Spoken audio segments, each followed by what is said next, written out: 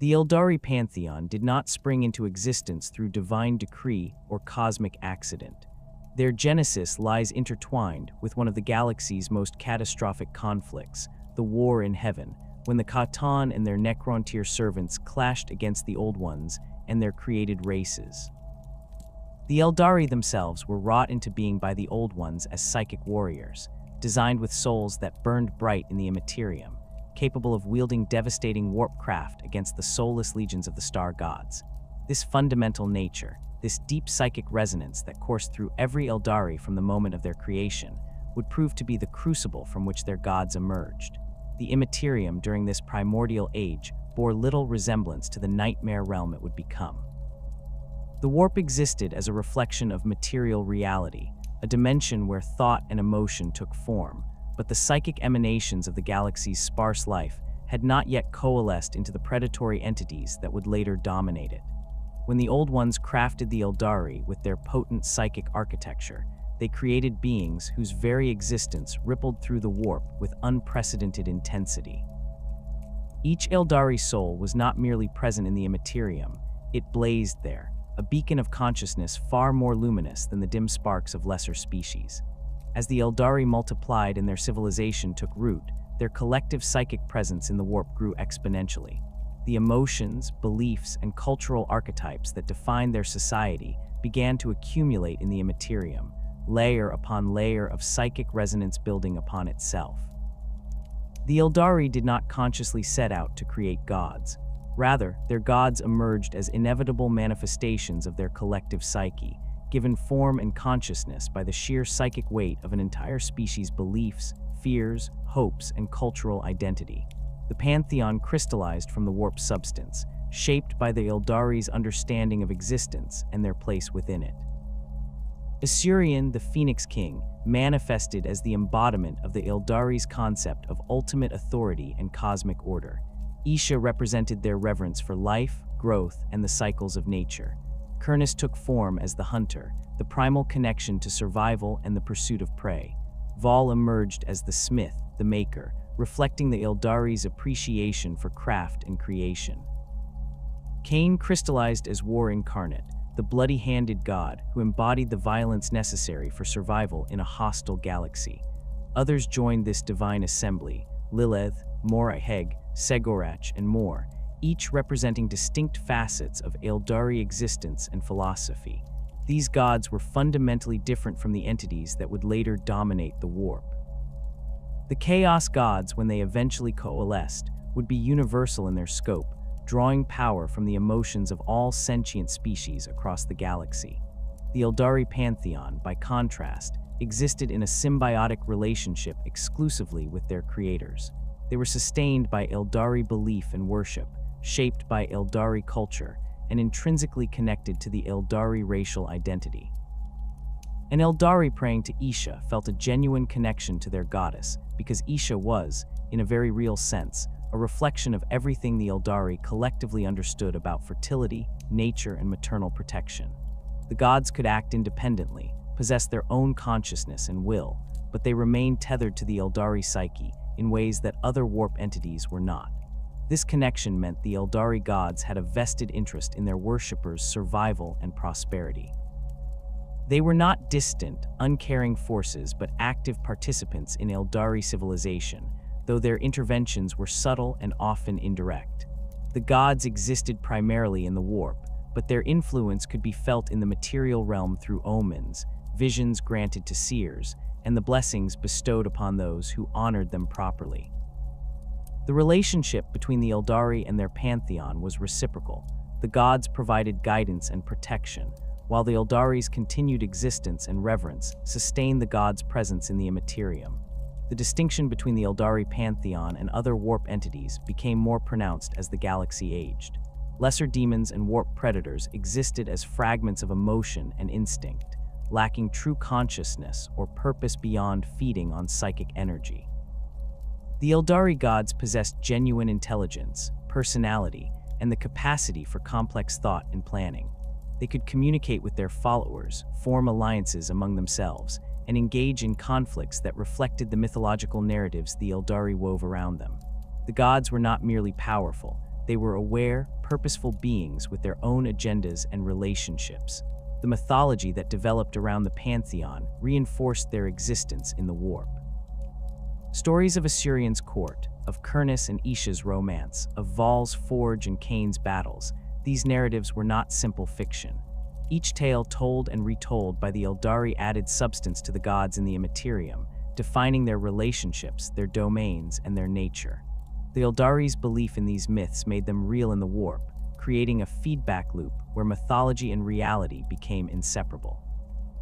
When the war in heaven finally concluded with the Old One's defeat and the Khatan's imprisonment by their Necrontyr servants, the Aeldari found themselves among the galaxy's inheritors.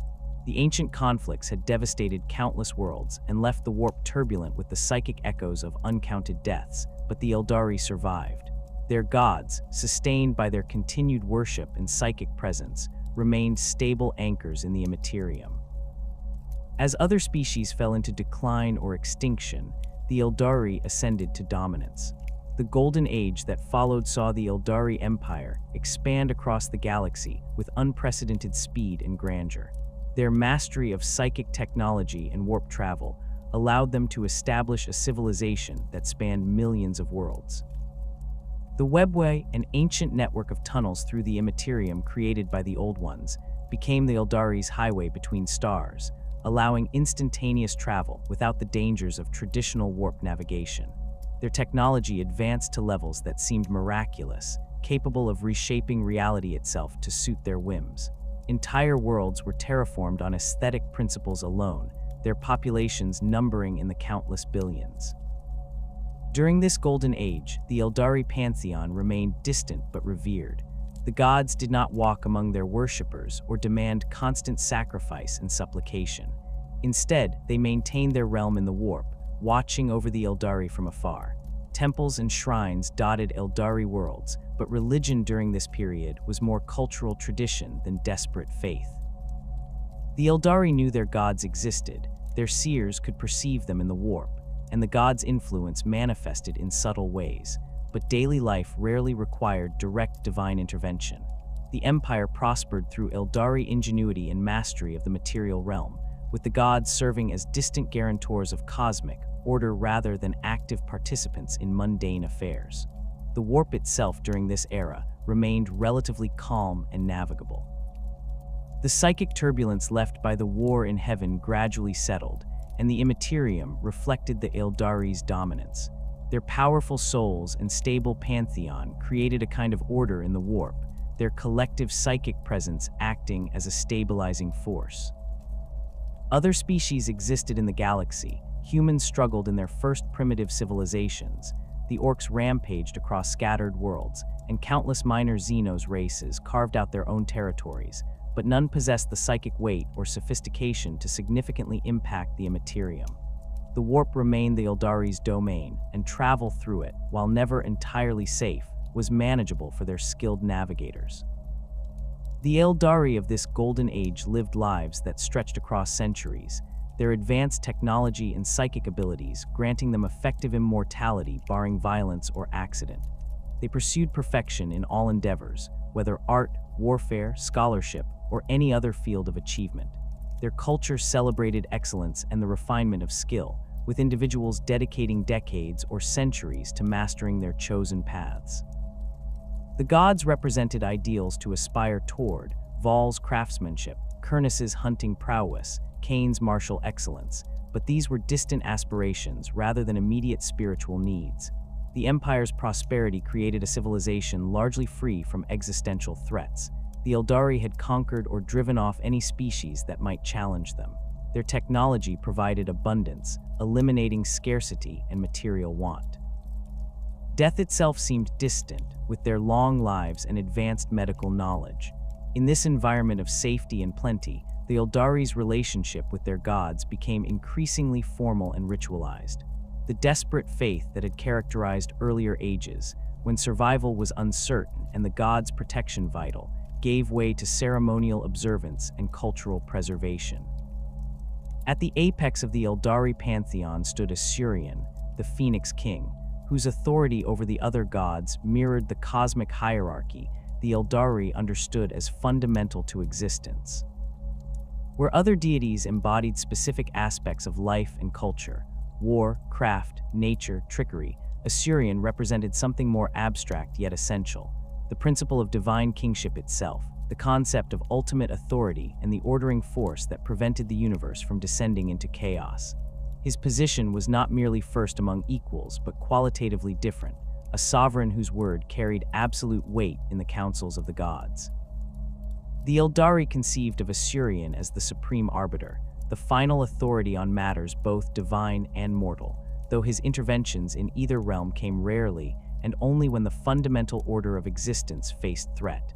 The imagery associated with Asuryan centered on the phoenix, a creature of flame that died and was reborn from its own ashes. This symbolism permeated Aeldari understanding of their chief deity, representing not just cyclical renewal, but the eternal nature of legitimate authority. Empires might fall, civilizations might crumble, individual rulers might perish, but the principle of rightful kingship endured, reborn in each new generation. Asuryan's domain in the warp manifested as a realm of blazing light and ordered flame, a palace of crystallized fire where the other gods gathered to present their disputes and seek judgment. The Phoenix King's presence was described by those seers who glimpsed him as overwhelming, not threatening in the manner of Khaine's bloody-handed rage, but crushing in its absolute authority, like standing before a force of nature that acknowledged no appeal or compromise. The most significant myth defining Asuryan's relationship with mortals involved the legendary figure Eldanish, the greatest hero of the ancient Aeldari. The tales spoke of an age when the boundaries between gods and mortals remained permeable, when divine beings might walk among their worshippers and mortals could ascend to the realm of the gods. Eldanish, whose prowess and nobility elevated him above all other Aeldari, caught the attention of Isha, the goddess of fertility and the harvest. Their relationship, whether romantic love or deep friendship depending on which version of the myth one consulted, represented a dangerous blurring of the lines between mortal and divine. The gods themselves divided over this matter. Some saw no harm in such connections, while others recognized the inherent instability of allowing mortals access to divine power and presence. Asuryan, observing this breach of cosmic order, made a decision that would fundamentally alter the relationship between the Aeldari and their pantheon. He decreed the creation of a veil, a barrier in the warp that would separate the realm of the gods from the material universe. This was not a simple wall, but a fundamental restructuring of reality, ensuring that mortals and gods could no longer interact directly. The gods would remain in their domain within the immaterium, able to observe the material realm and influence it through subtle means, visions, blessings, the empowerment of their followers, but direct manifestation became impossible. Mortals, even the mightiest heroes or most powerful seers, could no longer ascend to the gods' presence. They might perceive the divine through psychic sight, might feel the gods' influence, but the intimate connection that had existed before was severed. This separation served multiple purposes in Aeldari theology. It preserved the distinction between mortal and divine, preventing mortals from overreaching their proper station and gods from becoming too entangled in material affairs. It protected mortals from the overwhelming nature of direct divine presence. The myth suggested that prolonged exposure to the gods' true forms could shatter mortal minds or burn out their souls. It also established a hierarchy that the Aeldari, who valued order and proper station, found philosophically satisfying. The gods ruled their realm, mortals ruled theirs, and while the two could interact through prayer, ritual, and divine favor, they remained fundamentally separate spheres of existence. The fate of Eldanish in these myths varied depending on the telling, but most versions involved Khaine, the god of war and murder. Whether Khaine acted on Asuryan's orders, pursued his own vendetta against the mortal who had grown too close to the gods, or was manipulated by other divine forces, the outcome remained consistent. Eldanish died by Khaine's hand, and his death served as a stark reminder of the gulf between mortal and immortal. Some versions suggested Eldanish's death occurred before the Veil's creation, prompting Asuryan's decree. Others placed it after, with Khaine breaching the newly established barrier to exact vengeance. Regardless of the specific sequence, the message was clear. Mortals who forgot their place invited destruction, and the gods' realm was forever barred to material beings. The Phoenix Lords, those legendary warriors who founded the aspect shrines that would become central to craftworld Aeldari culture after the fall, drew spiritual authority from Asuryan symbolism, even as they dedicated themselves to Khaine's path of war. Each Phoenix Lord created a shrine devoted to a specific aspect of combat: the swift striking of the striking scorpions, the aerial assault of the swooping hawks, the defensive fury of the dire avengers, and others. When a Phoenix Lord fell in battle, their spirit did not pass into the infinity circuit or fade into the warp. Instead, it remained bound to their armor, their war mask, their weapons. When another Aeldari donned that armor and assumed the mantle, they did not merely take up the Phoenix Lord's legacy, they became possessed by their predecessor's spirit, their own identity subsumed into the Gestalt consciousness that had accumulated across millennia. This process of death and rebirth, of identity preserved through transformation, echoed Asuryan's Phoenix symbolism.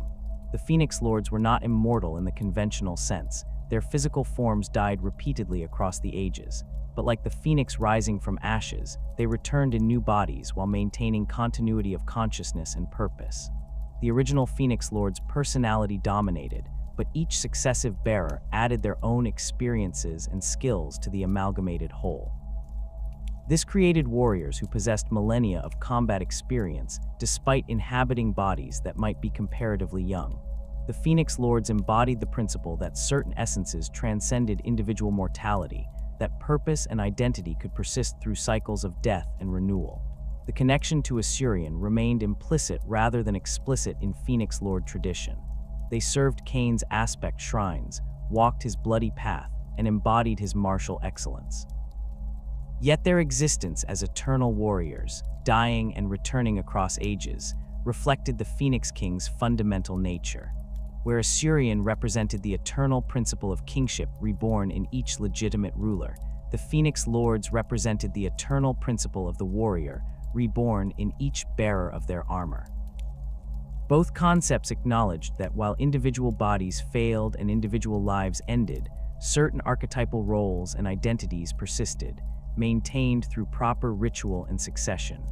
Asuryan's court in the warp functioned as the organizational center of the Pantheon, the place where divine disputes were resolved and cosmic policy established. The other gods maintained their own domains: Isha's gardens, Vaul's forge, Khaine's blood-soaked arenas, Segorach's hidden paths, but they gathered in Asuryan's palace when matters required collective decision or when conflicts between deities threatened the Pantheon's stability. The Phoenix King rarely imposed his will through force, instead functioning as mediator and final arbiter. When Khaine and Vaul came into conflict over the former's murder of Eldinish and subsequent pursuit of Isha, it was Asuryan who eventually intervened to prevent their war from consuming the entire Pantheon. When disputes arose over which god held authority over specific domains or aspects of existence, Asuryan's judgment defined the boundaries. This hierarchical structure reflected Aeldari cultural values during their empire's height. They organized their society around complex systems of rank, station, and specialized role. Different paths existed for warriors, artisans, seers, and others, each with their own hierarchies and traditions. Above all stood the rulers of their various domains, whose authority derived from both personal excellence and legitimate succession. Asuryan embodied the principle that justified this entire system, that hierarchy was natural and necessary, that authority properly exercised maintained order, and that chaos resulted when legitimate rule was challenged or overthrown. The Phoenix King's worship during the Aeldari Empire's Golden Age took forms distinct from the veneration offered to other gods. Where Khaine received blood offerings and martial displays, where Isha was honored with harvest festivals and fertility rites, Asuryan's temples served as places of judgment and oath-taking. Important contracts were sworn before his altars, disputes between powerful individuals or factions were brought to his priests for arbitration, and rulers sought his blessing to legitimize their authority. The rituals associated with Asuryan emphasized order, hierarchy, and the proper maintenance of social structure. His priests did not lead armies like Khaine's followers or craft wonders like Vaul's devotees, but instead served as judges, record keepers, and advisors to those in power. The fall of the Aeldari, that catastrophic birth of Slaanesh that destroyed their empire and consumed the majority of their species, brought annihilation to the Pantheon as well. The new Chaos God, born from millennia of Aeldari excess and depravity, possessed power that dwarfed the individual Aeldari deities. Where the Pantheon drew strength solely from Aeldari worship and belief, Slaanesh fed on the emotional excess of all species across the galaxy, though the Aeldari's psychic potency made them the primary source of the Dark Prince's initial power. The moment of Slaanesh's birth created a psychic shockwave that tore through the warp, and the new god's first action was to turn upon the Aeldari Pantheon with ravenous hunger. Asuryan, for all his authority and power as the supreme deity of the Aeldari, could not withstand Slaanesh's assault. The Phoenix King fought, as did the other gods, but they were creatures of order facing a force of pure chaotic appetite. One by one, Slaanesh consumed them, devouring their essence and adding their power to its own. Asuryan's fate mirrored that of most of his pantheon. Drawn into Slaanesh's maw, his consciousness dissolved, his power absorbed into the Chaos God's being. The supreme ruler of the Aeldari gods, the embodiment of eternal kingship and cosmic order, was extinguished. No rebirth awaited him, no rising from ashes. The phoenix died its final death, consumed by a predator that recognized no hierarchy, respected no authority, acknowledged no order beyond its own insatiable hunger. The loss of Asuryan represented more than the death of a god. It symbolized the collapse of the entire cosmic order the Aeldari had constructed. The hierarchical structure he commanded, the careful separation between divine and mortal realms he had established, the principle of legitimate authority he embodied, all of it crumbled with his consumption. The surviving Aeldari, those who escaped Slaanesh's birth through distance, luck, or the protection of their nascent craft worlds, found themselves in a universe where their chief deity no longer existed to maintain cosmic order. The veil between gods and mortals that Asuryan had created persisted as a feature of reality, but its creator was gone, unable to maintain or modify it in response to changed circumstances. Among the Aeldari pantheon, Isha occupied a position of profound emotional resonance that distinguished her from the more distant authority of Asuryan or the violent immediacy of Khaine. She embodied the nurturing aspects of existence that allowed civilization to flourish, the fertility of fields and bodies, the healing of wounds both physical and spiritual, the patient growth of living things according to their nature, and the endless cycle of birth, maturation, death, and renewal that characterized organic life throughout the galaxy. Where Khaine represented the necessity of taking life and Asuryan the abstract principle of cosmic order, Isha manifested as the force that created and sustained life itself. Her domain encompassed not merely agriculture, though that remained central to her worship, but the entire spectrum of generative and restorative processes that kept the Aeldari species and their worlds vital and thriving. The Aeldari conceived of Isha as fundamentally maternal, though this characterization extended far beyond simple biological reproduction. She was the mother who nurtured her children through illness, the gardener who coaxed reluctant seeds into bloom, the healer who understood which herbs would cure which ailments, and the patient teacher who guided each living thing toward its proper growth. Her temples during the Empire's height served as hospitals, botanical gardens, and agricultural colleges simultaneously, places where the sick sought restoration, where farmers learned optimal cultivation techniques, and where the Aeldari's deep connection to the natural world found institutional expression. Unlike the formal hierarchical worship of Asuryan or the blood-soaked rituals of Khaine, devotion to Isha manifested in gentler forms: the planting of gardens, the preparation of healing drafts, the midwifery that brought new Aeldari into existence, and the agricultural festivals that marked planting and harvest seasons. The mythology surrounding Isha emphasized her relationships with other Pantheon members, particularly her marriage to Kurnus, the god of the hunt. This pairing represented a fundamental balance in Aeldari understanding of nature: Isha as the force of growth and nurturing, Kurnus as the predator who culled and pursued.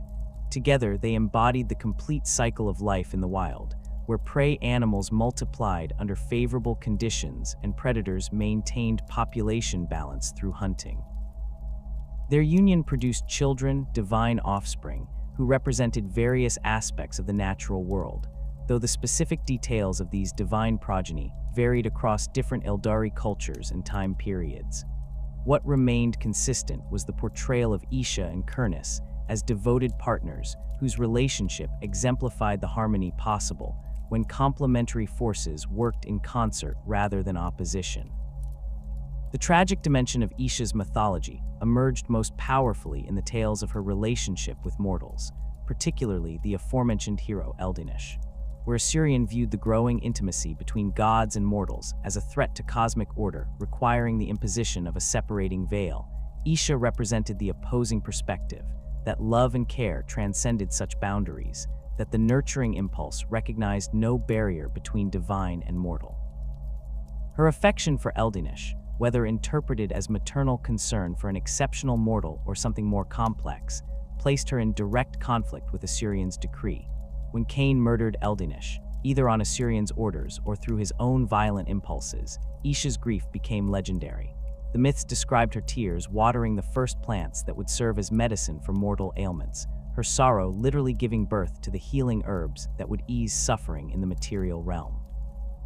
This act of defiance, transforming her grief into gifts for mortals despite Asuryan's veil, established Isha's character as fundamentally compassionate in ways that superseded even divine law. She could not prevent Eldinish's death, could not breach the veil to directly intervene in mortal affairs, but she could ensure her care reached the Aeldari through the natural world. Every healing plant, every fertile field, every successful birth carried an echo of Isha's nurturing presence. The Aeldari who worked with growing things, who studied the properties of herbs and cultivated gardens, understood themselves as participating in Isha's ongoing care for her people. They were not merely following agricultural best practices, but engaging in a form of worship that connected them to their goddess through the medium of life itself. The fall shattered this relationship as thoroughly as it destroyed the rest of the Aeldari's cosmic order, but Isha's fate diverged dramatically from that of most Pantheon members. When Slaanesh erupted into existence and turned upon the Aeldari gods with ravenous hunger, Isha faced the same annihilation that consumed Asuryan and most of her divine siblings. The newborn chaos god's appetite recognized no distinction between the martial fury of Khaine and the gentle nurturing of Isha. All were simply power to be devoured, essence to be absorbed. Yet Isha's consumption was interrupted by an unexpected intervention from one of the other ruinous powers. Nurgle, the chaos god of decay, disease, and entropic transformation, had observed Slaanesh's birth and the feeding frenzy that followed. Where his dark siblings saw only prey to consume entirely, Nurgle recognized something valuable in Isha's nature that warranted preservation rather than destruction. Nurgle's intervention was not motivated by compassion or any desire to save Isha from suffering. The plague god's nature encompassed a paradoxical duality. He was simultaneously the force of disease and decay, and the strange vitality that allowed life to persist even in corruption. Rot and growth were inseparable in Nurgle's philosophy, as decomposing matter fed new life, and the strongest organisms were those that survived exposure to the deadliest plagues. In Isha, goddess of life and healing, Nurgle saw the perfect complement to his own portfolio and the ideal subject for his endless experiments in disease creation. He wrested her from Slaanesh's grasp through means the myths did not clearly specify, whether through combat, negotiation, or simply seizing her while his sibling was distracted by other prey, and dragged her into his own domain within the warp. The Plague Garden, Nurgle's realm within the Immaterium, became Isha's prison. This domain manifested as a vast, diseased paradise where life and death intermingled in ways that defied mortal comprehension. Trees grew with bark that wept pus, their branches heavy with fruit that teemed with maggots yet somehow remained lush and ripe. Flowers bloomed in colors that hurt to perceive, their petals simultaneously beautiful and gangrenous. Rivers flowed with substances that were equal parts water, blood, and infectious discharge, yet fish swam in them and plants grew along their banks. Everything in the Plague Garden lived, but that life was inextricably bound to decay, corruption, and disease. It was a realm where the normal boundaries between health and sickness, vitality and rot, had collapsed into a single continuous state of diseased existence. Within this nightmarish domain, Nurgle imprisoned Isha in a cage wrought from the antlers of her dead husband Kurnus, a deliberate cruelty that ensured she remained surrounded by a reminder of what she had lost. The plague god's purpose for her was both simple and horrific. She served as his test subject for every new disease, pox, plague, and pestilence he created.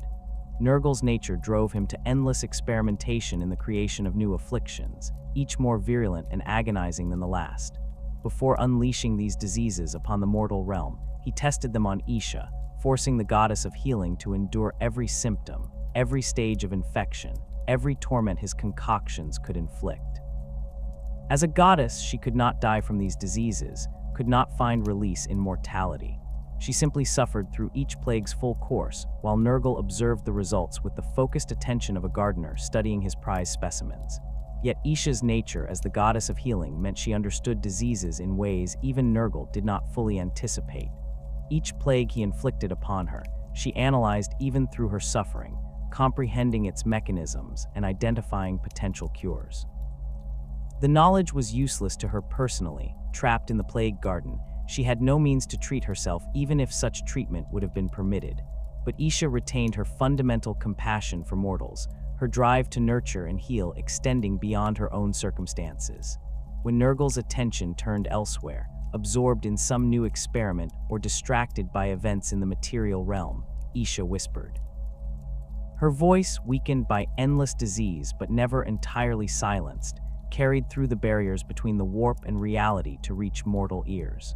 These whispers came to those who might hear them, physicians struggling to understand a new plague, herbalists seeking cures for mysterious ailments, seers whose psychic sensitivity allowed them to perceive echoes from the immaterium. Isha could not provide complete cures or detailed instructions. The barriers of her imprisonment and the separation between warp and material realm prevented such clear communication. Instead, she offered fragments, a hint about which plant might prove effective, a suggestion about treatment methodology, a warning about a disease's true nature that might not be obvious from its symptoms. These whispers reached not only the Aeldari, but mortals of all species. Isha's imprisonment had not diminished her compassion, and suffering recognized no species boundary in her understanding. A human physician might experience a sudden intuition about treating a patient. An orc painboy might unexpectedly stumble upon an effective remedy. A Tau medical researcher might have an inexplicable insight, all potentially echoes of Isha's whispered knowledge. This ongoing defiance represented the only resistance available to her. Isha could not escape the plague garden, could not fight Nurgle directly, could not prevent him from using her as his test subject for each new horror he devised. But she could subvert his purposes by ensuring that the diseases he created would not go unopposed in the mortal realm. Every cure she whispered, every hint she provided, represented a small victory against the plague god's intentions. Nurgle seemed aware of this defiance but did not prevent it, perhaps because he found the dynamic amusing, his diseases spreading through the galaxy, while his prisoner simultaneously provided knowledge to combat them, created a perverse balance that appealed to his nature. The cycle of disease and cure, plague and healing, mirrored the cycle of decay and growth that defined his entire philosophy. Among the surviving Aeldari, Isha's fate became a source of profound grief and ongoing devotion, particularly among the Exodites.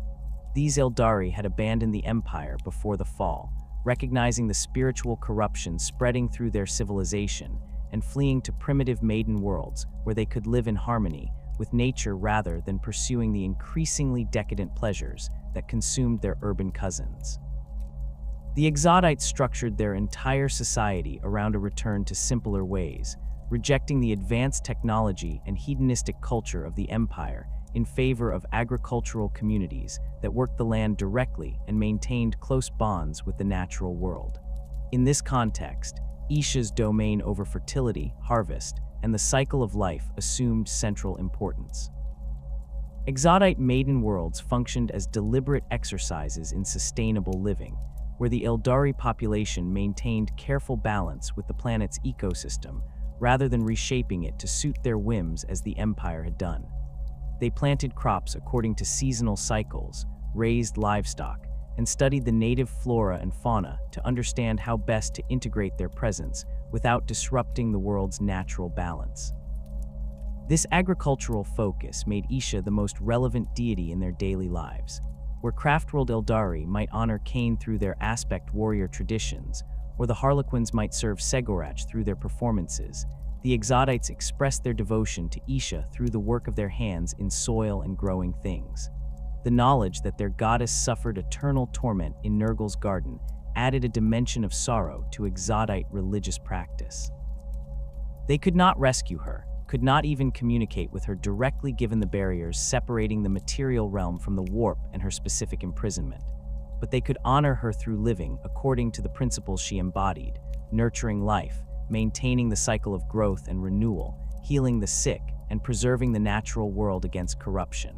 Every successful harvest represented a small defiance of the decay Nurgle championed.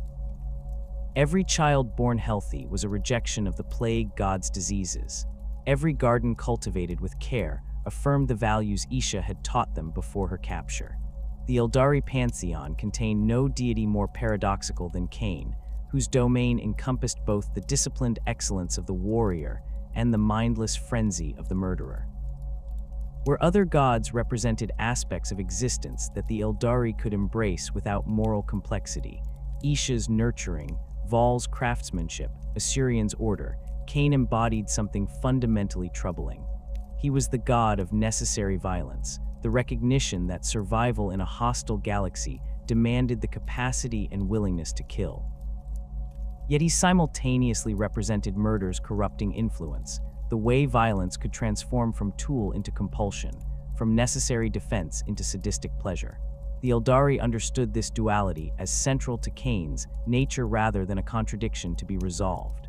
War required the ability to end life efficiently and without hesitation, but that same ability could metastasize into something darker if not carefully controlled. Khaine manifested in the warp as a towering figure wreathed in flames, his form humanoid but exaggerated in its proportions to convey overwhelming physical power. His hands, the source of his most common epithet, dripped with eternal blood that never dried or clotted, a permanent reminder of the violence inherent in his nature. Some myths described this blood as belonging to Eldinish, the mortal hero whose murder by Khaine became one of the Pantheon's defining tragedies. Others suggested the blood represented all those who had fallen to violence across the ages, an ever-accumulating stain that marked Khaine as the author of death in its most direct form. His eyes burned with fury that never diminished, a rage that existed independent of any specific provocation.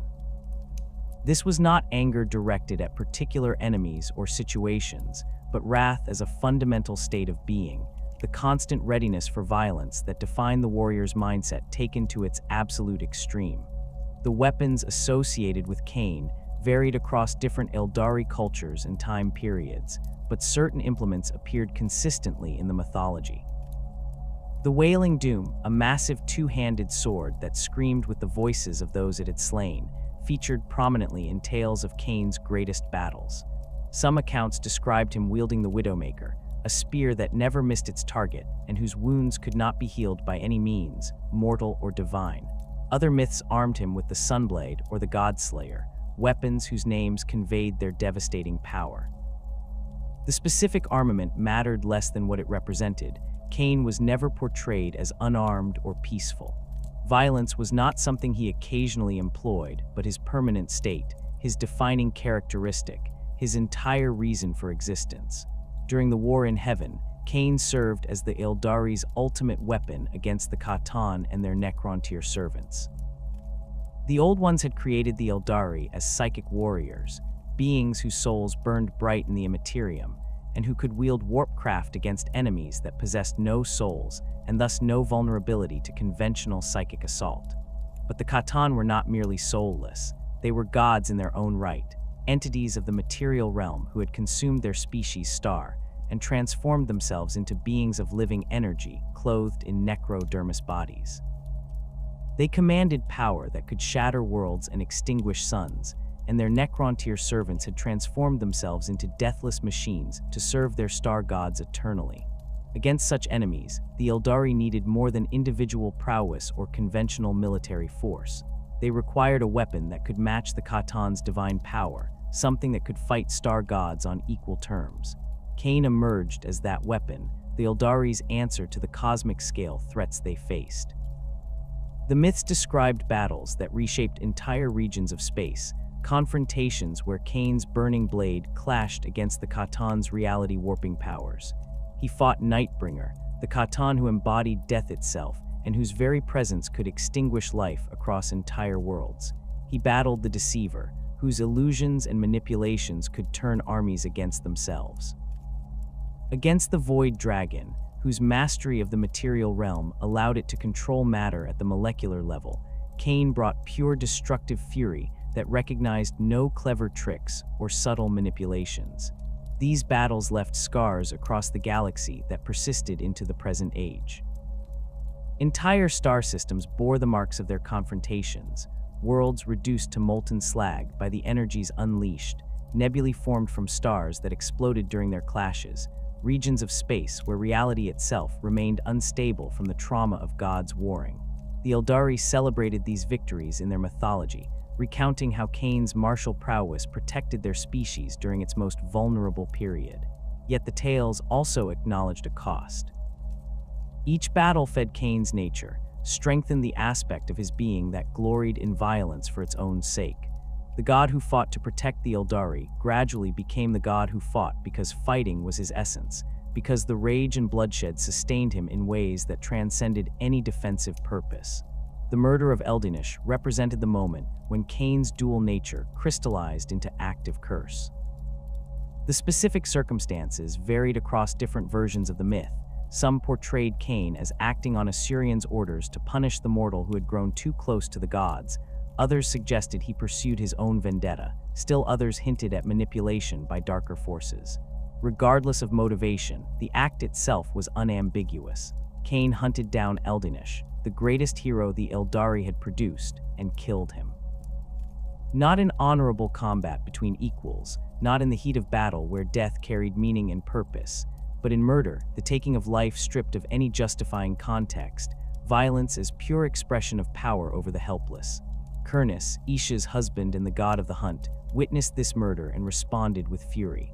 The hunter god understood killing as part of nature's cycle, the predator's necessary role in maintaining balance. But Eldinish's death violated those principles, was killing divorced from any natural purpose or honorable context. Kurnus attacked Khaine, and their battle shook the warp itself as two of the Pantheon's most powerful members turned their divine strength against each other. The fight ended only when Khaine struck a blow that mortally wounded the hunter god. Kurnus did not die immediately, but retreated to Isha's side, where he expired from his injuries despite her desperate attempts at healing. Asuryan, witnessing the chaos that Khaine's actions had unleashed, pronounced judgment. The Phoenix King could not undo what had been done. Eldinish and Kurnus were dead, their deaths permanent even by the standards of gods and legendary heroes. But he could ensure that Khaine bore permanent consequence for his crimes. Asuryan cursed the war god, decreeing that the blood on Khaine's hands would never dry, that he would be forever marked as a murderer, and that his curse would extend to all Aeldari who followed his path. Any who took up weapons in Khaine's name would feel the pull of his violent nature, the temptation to embrace killing not as necessary tool, but as end in itself. This curse manifested in Aeldari society as a constant tension between the necessity of warriors and the danger they represented. The Aeldari recognized that survival required the capacity for violence. Their empire faced threats from countless sources, rival species, warp entities, internal conflicts. They needed soldiers, needed individuals trained in the arts of war and willing to kill when circumstances demanded it. Yet Khaine's curse meant that walking the warrior's path carried inherent spiritual danger. The more an Aeldari embraced combat, the more they risked losing themselves to the violence, allowing the killing to become not means but purpose, transforming from warrior into murderer. The aspect warrior tradition that emerged among the craftworld Aeldari after the fall represented an attempt to manage this curse through careful psychological and spiritual discipline. The Aeldari who survived their empire's destruction aboard the craftworlds found themselves in a precarious situation. They needed warriors to defend their vessels against the countless threats of the galaxy, but their souls remained vulnerable to Slaanesh, the chaos god born from their species' excesses. Any indulgence in emotion or sensation risked drawing Slaanesh's attention, potentially dooming the Aeldari's soul to consumption by the Dark Prince. Yet war was inherently emotional, filled with fear and rage and the exhilaration of survival. How could they produce effective warriors while maintaining the emotional discipline necessary to avoid Slaanesh's grasp? The path system provided the framework. Craftworld Aeldari structured their lives around following specific paths, extended periods of focus on particular roles or disciplines. An Aeldari might spend decades on the path of the artisan, mastering sculpture or painting, then transition to the path of the healer, learning medicine and care for the injured. The path of the warrior represented one option among many, a temporary phase rather than permanent identity. An Aeldari walking this path would join an aspect shrine, one of the temples dedicated to specific combat styles that traced their lineage to the Phoenix Lords who had founded them in the ages before the fall. The war mask became the key mechanism for managing Khaine's curse. When an Aeldari donned the helmet and armor of their chosen aspect, whether Dire Avenger, Striking Scorpion, Howling Banshee, or any other, they did not simply put on protective equipment. The mask served as a psychic interface that allowed them to compartmentalize their personality, creating a separate warrior identity that could embrace violence without corrupting their core self. Behind the mask, the peaceful artisan or scholar or farmer could become a killer, could tap into the fury and aggression necessary for effective combat, could even access the bloodlust that Khaine's curse encouraged. But when they removed the mask after battle, they could set aside that warrior identity and return to their civilian self without the violence bleeding into other aspects of their existence. This system worked imperfectly. Some Aeldari found themselves unable to leave the path of the warrior, the war mask's identity consuming their original personality until they became exarchs, warriors who never removed their helmets, who existed in a permanent state of readiness for violence. The exarchs served as shrine leaders and combat specialists, their complete dedication to war making them devastatingly effective fighters. But they had also succumbed to Khaine's curse in a fundamental way, losing the balanced existence that the path system was meant to preserve. They were no longer Aeldari who could fight when necessary. They were weapons in Aeldari form, their entire existence oriented around combat. The fall itself brought catastrophic consequences for Khaine, as it did for the entire Pantheon. When Slaanesh erupted into existence, the newborn Chaos God's power dwarfed that of the individual Aeldari deities. The Dark Prince turned upon the Pantheon with ravenous hunger, consuming the gods who had sustained themselves on Aeldari worship for millions of years.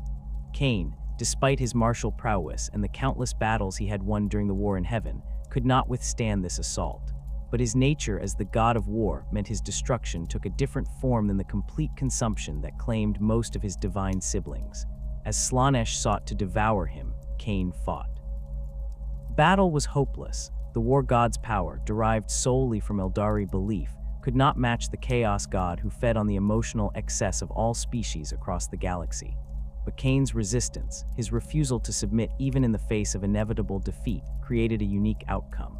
Rather than being consumed whole as Asuryan had been, Khaine shattered. His divine essence fragmented into countless pieces, each containing a portion of his power and consciousness, but none representing the complete god.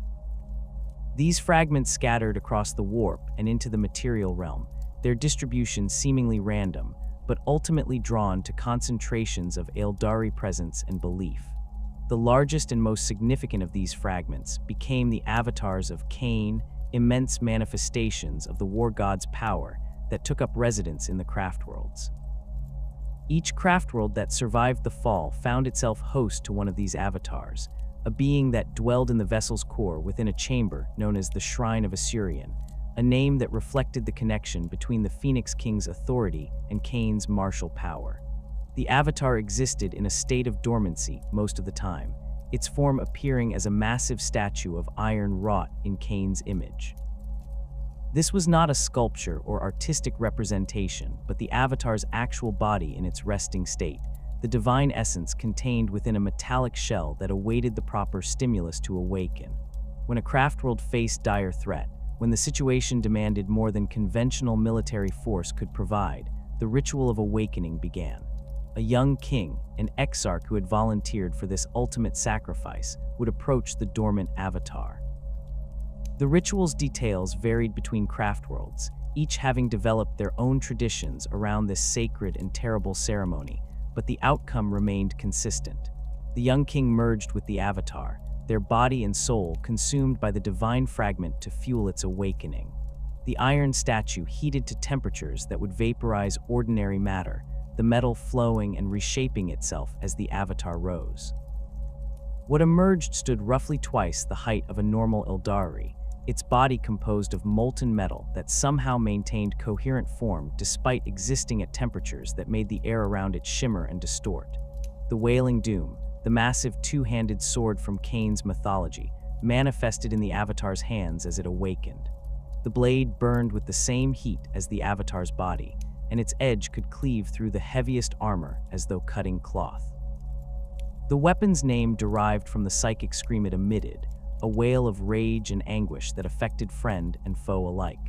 Aeldari warriors who heard it felt their courage strengthen and their doubts vanish, the Avatar's presence filling them with the same fearless fury that defined Khaine himself.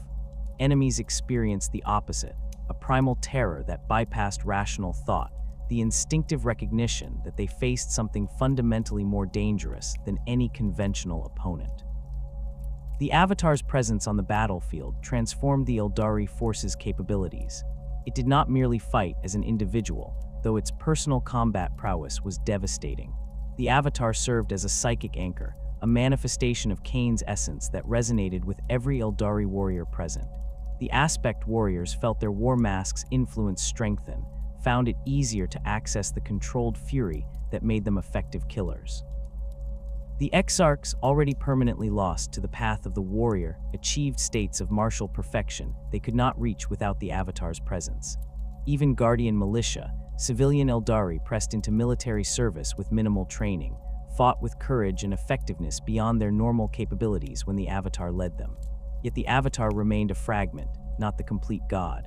Each craftworld's Avatar possessed only a portion of Khaine's original power and consciousness. They were not independent beings capable of thought and choice in the way the intact god had been, but rather expressions of pure war given temporary physical form. The Avatar could not speak, could not plan or strategize in any conventional sense. It simply fought, bringing overwhelming violence to bear against whatever enemies threatened its craftworld.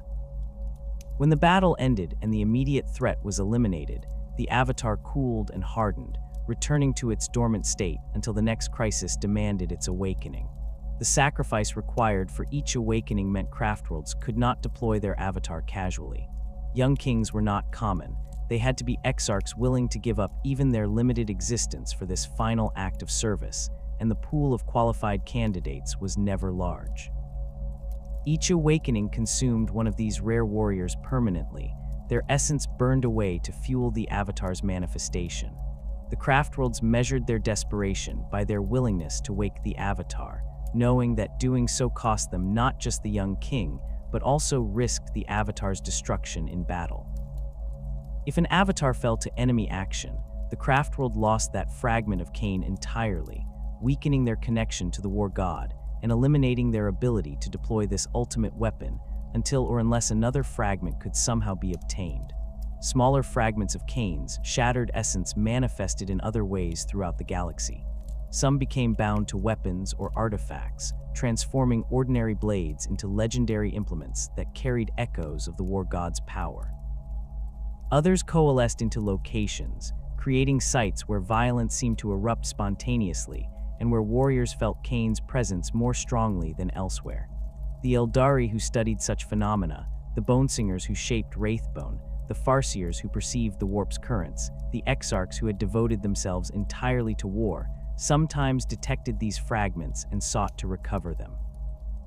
A weapon containing even the smallest shard of Khaine's essence could turn an ordinary warrior into a devastating force, though it also carried the risk of amplifying the curse, driving its wielder toward the mindless violence that represented Khaine's darkest aspect. The fragmentation meant that Khaine, unlike Asuryan or most of the other consumed gods, retained some form of existence after the fall. He was not intact, not the unified deity who had fought the Khatan during the war in heaven or murdered Eldanish in the Pantheon's mythology, but neither was he completely destroyed, his essence entirely absorbed into Slaanesh's being. The avatars and other fragments represented a middle state, divine power without divine consciousness, martial excellence without the personality and will that had once directed it. The Aeldari could still access Khaine's strength, could still call upon the war god's essence when they needed it most, but they could no longer truly worship him as they had before. The god who had embodied both the necessity and the danger of violence now existed only as scattered pieces, each carrying his power but none containing his complete nature. Where Isha embodied the nurturing aspects of nature and Khaine represented violence in its rawest form, Khaine's occupied a space between these extremes that spoke to something fundamental in the Aeldari psyche.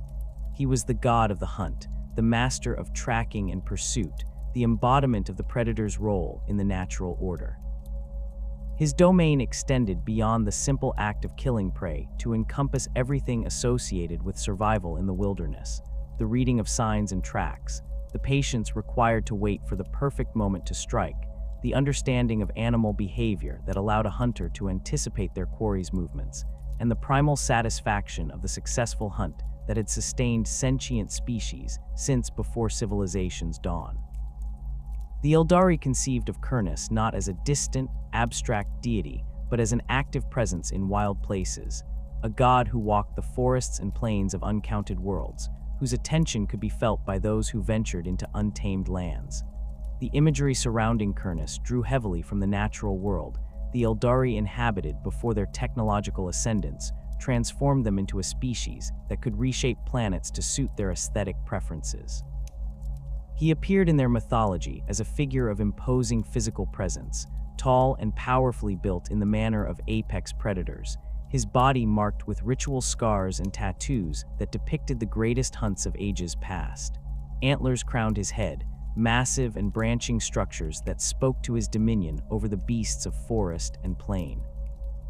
Some accounts described these antlers as constantly growing and being shed in an eternal cycle that mirrored the seasons, while others portrayed them as permanent fixtures of his divine form, each point representing a different aspect of the hunter's craft. His eyes possessed the keen focus of a raptor, capable of detecting the slightest movement across vast distances, and his movements combined the grace of a stalking cat with the deliberate purpose of a being who never wasted motion or energy. Khaine carried weapons appropriate to his nature, a great bow that could send arrows across impossible distances with perfect accuracy, spears designed for both throwing and close combat, knives for the detailed work of field dressing kills. Unlike Khaine's weapons, which existed primarily to destroy, Khaine's implements served practical purposes within the hunt's context. The bow brought down prey cleanly from range, minimizing suffering and preserving meat quality. The spear could be used to dispatch wounded animals swiftly or defend against predators that turned the tables on the hunter. The knives allowed for the careful processing of carcasses, ensuring nothing was wasted. This utilitarian approach to violence distinguished Khaine from his brother deity, where Khaine gloried in bloodshed for its own sake. Khaine killed with purpose and respect for the life being taken. The relationship between Khaine and Isha represented one of the Pantheon's central mythological elements, a divine marriage that embodied the balance between predation and fertility in nature's cycles. Isha created and nurtured life, ensuring that plants grew, animals multiplied, and the Aeldari themselves could bear children to continue their species. Khaine culled and pursued, maintaining population balance and ensuring that the strong survived while the weak fed the strong. Together they formed a complete ecological cycle, Isha's bounty providing the prey animals that Khaine's hunters pursued, while the hunters' activities prevented overpopulation that would exhaust Isha's resources. Their union produced divine offspring, whose specific identities and domains varied across different Aeldari cultures, but the partnership itself remained constant in the mythology, a recognition that creation and destruction were not opposing forces but complementary aspects of existence. The tragic dimension of Khurnis's mythology emerged from his connection to Eldinish, and the subsequent conflict with Asuryan's decree separating gods from mortals. Where Isha's affection for the mortal hero manifested as maternal care, or perhaps something more complex, Khurnis recognized in Eldinish a kindred spirit, a hunter whose skills approached the divine. The myths described hunts where god and mortal pursued prey together, Khurnis teaching Eldinish techniques that no mortal should possess, while the hero demonstrated innovations that impressed even the divine hunter. This relationship, like Isha's connection to Eldinish, violated the proper boundaries between mortal and divine realms, representing the kind of intimacy that Asuryan's veil was meant to prevent. When Khaine murdered Eldinish, Khurnis's response came not from abstract principle, but from personal rage. The hunter god had lost a companion, someone he had valued enough to share knowledge and experience with despite the cosmic hierarchy that should have kept them separate. More fundamentally, Eldinish's death violated everything Khurnis understood about proper killing. The hunt had rules, unwritten but absolute. You pursued worthy prey. You made the kill as clean as possible. You used what you took. You respected the life you ended. Khaine's murder of Eldinish broke all these principles. There was no pursuit, no fair contest, no respect. Just violence inflicted on someone who could not adequately defend themselves, killing stripped of any justifying context or natural purpose. The battle between Khurnis and Khaine shook the warp with its intensity. These were two of the Pantheon's most martial deities, both embodying different aspects of violence and death, both possessing power that had been proven against the Khatan during the war in heaven. Khurnis brought the hunter's precision and tactical thinking, using the terrain of the warp itself as cover and concealment, striking from unexpected angles with spear and arrow before fading back into the immaterial landscape. Khaine countered with overwhelming aggression and raw power, his burning blade carving through whatever defenses Khurnis erected, his fury driving him forward regardless of the wounds he accumulated. The hunter's skill could not overcome the war god's relentless assault, and eventually Khaine landed a blow that even divine physiology could not easily repair. Khurnis retreated to Isha's side, his divine essence bleeding from wounds that should have been impossible to inflict on a god. Isha attempted everything within her power to heal her husband, calling upon all her knowledge of restoration and life-giving, but the injuries Khaine had inflicted went beyond mere physical damage. They were wounds to Khurnis's fundamental nature, strikes that had damaged the conceptual framework that allowed him to exist as a distinct entity in the warp. The hunter god died in Isha's arms, his essence dissipating despite her desperate efforts, leaving her to face the coming ages without her partner and complement. This death preceded the fall by millions of years, occurring in the mythological age when the gods still interacted directly with each other, and the boundaries between different eras of Aeldari history remained fluid. Khurnis existed as a dead god for the entire duration of the Aeldari Empire's height, his worship continuing but directed toward a deity who no longer possessed active consciousness or the ability to intervene in mortal affairs.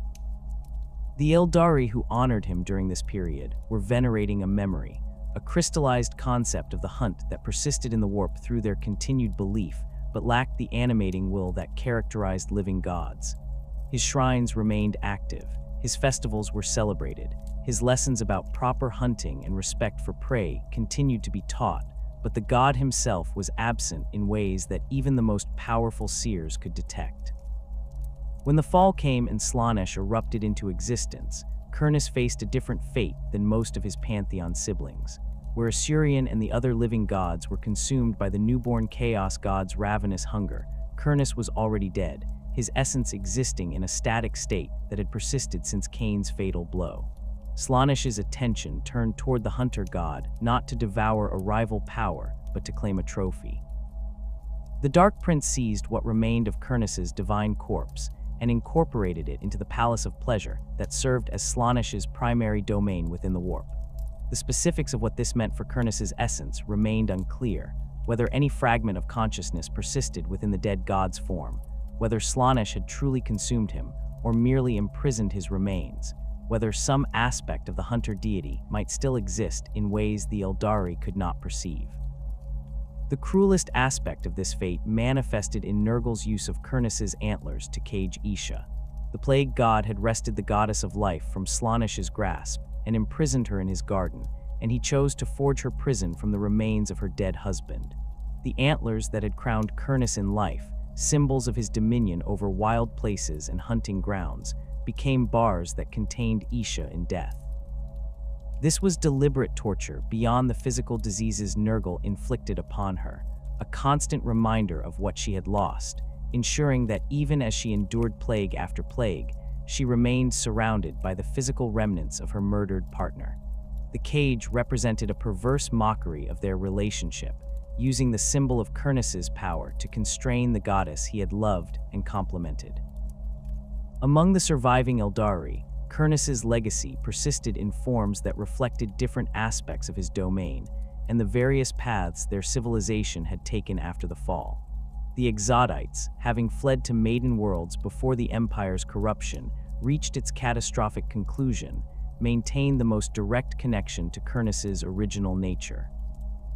Their entire society was built around living in harmony with natural worlds, and hunting remained central to their existence in ways it had not been for the urbanized Aeldari of the Empire's height. The Exodites hunted for food, for population control of dangerous predators, and as spiritual practice that connected them to their pre-imperial ancestors and the god who had embodied the hunt's principles. Exodite hunting traditions emphasized the lessons Kurnus had taught in the ancient myths: respect for prey, clean kills, use of everything taken, and the understanding that hunter and hunted existed in relationship rather than simple opposition. Young Exodites learned tracking and stalking as fundamental skills, not merely for practical purposes, but as a form of meditation and connection to the natural world. The successful hunt was celebrated not as dominance over nature, but as participation in its cycles, the hunter briefly stepping into the role that Kurnus had once filled in the divine realm. Elders who had spent lifetimes perfecting their hunting skills were revered as living embodiments of the hunter god's teachings, their knowledge passed down through generations in an unbroken chain that stretched back to before the fall. The striking scorpion aspect among the craftworld Aeldari drew inspiration from Kurnus' domain while filtering it through Khaine's martial focus. Striking scorpions specialized in infiltration and close-quarters combat, approaching warfare as a form of hunt, where the enemy served as dangerous prey, requiring careful stalking and precise striking. They moved through terrain with the silence of predators, using camouflage and stealth to approach targets undetected before launching devastating close-range attacks with chainswords and mandiblasters. The aspect's philosophy emphasized patience and timing, waiting for the perfect moment rather than charging forward with the aggressive fury that characterized other aspect shrines. Karandras, the Phoenix Lord who founded the striking scorpion aspect, embodied this fusion of hunter and warrior in his teachings and personal combat style. His armor incorporated design elements that evoked both the scorpion, for which the aspect was named, and the predatory patience of Kurnus' hunting philosophy. Striking scorpions under his tradition learned to read battlefields the way hunters read forests, identifying the paths enemies would take, the positions that offered advantage, the moments when targets became vulnerable. They struck from ambush and shadow, their attacks precisely targeted to eliminate threats with minimal wasted effort. This approach to warfare honored Kurnus' emphasis on efficiency and respect for the kill, even while serving Khaine's bloody path. The Rangers who walked the path of the outcast represented perhaps the most direct spiritual connection to Kurnus among post-fall Aeldari, though their relationship to the dead god remained largely unspoken and unofficial. Rangers were craftworld Aeldari who had left their vessels to wander the galaxy, unable or unwilling to continue following the rigid path system that structured craftworld society. They existed outside the normal social frameworks their people had constructed, neither fully committed to any single role nor entirely free from their cultural identity. Many rangers found themselves drawn to wilderness worlds, to the spaces between civilizations where the old skills of tracking and survival retained relevance. These wanderers often served as scouts and intelligence gatherers for their parent craft worlds, using their mobility and willingness to operate in dangerous territory to provide information about threats before they reached Aeldari holdings. They carried long rifles capable of eliminating targets from extreme range, weapons that required the same patience and precision that characterized Khaine's hunting. A ranger might spend days in position, waiting for a single perfect shot that would eliminate a key enemy leader or disrupt an opposing force's plans. This was hunting adapted to warfare, the predator's patience applied to military objectives, and it drew on the same fundamental skills and mindset that Khaine had embodied.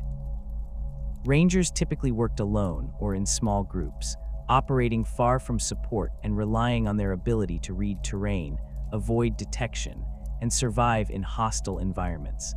They dressed in cloaks woven with psycho-reactive materials that adjusted their appearance to match surrounding terrain, becoming nearly invisible to conventional observation. Their movement through wilderness areas demonstrated skills that urban craftworld Aeldari had largely lost: the ability to find water and food, to navigate without technological assistance, to understand animal behavior and use it to advantage. These were the practical applications of Khaine's teachings, survival skills that connected the Rangers to an older Aeldari identity that predated the Empire's technological dominance. The spiritual dimension of this connection remained largely implicit rather than explicit.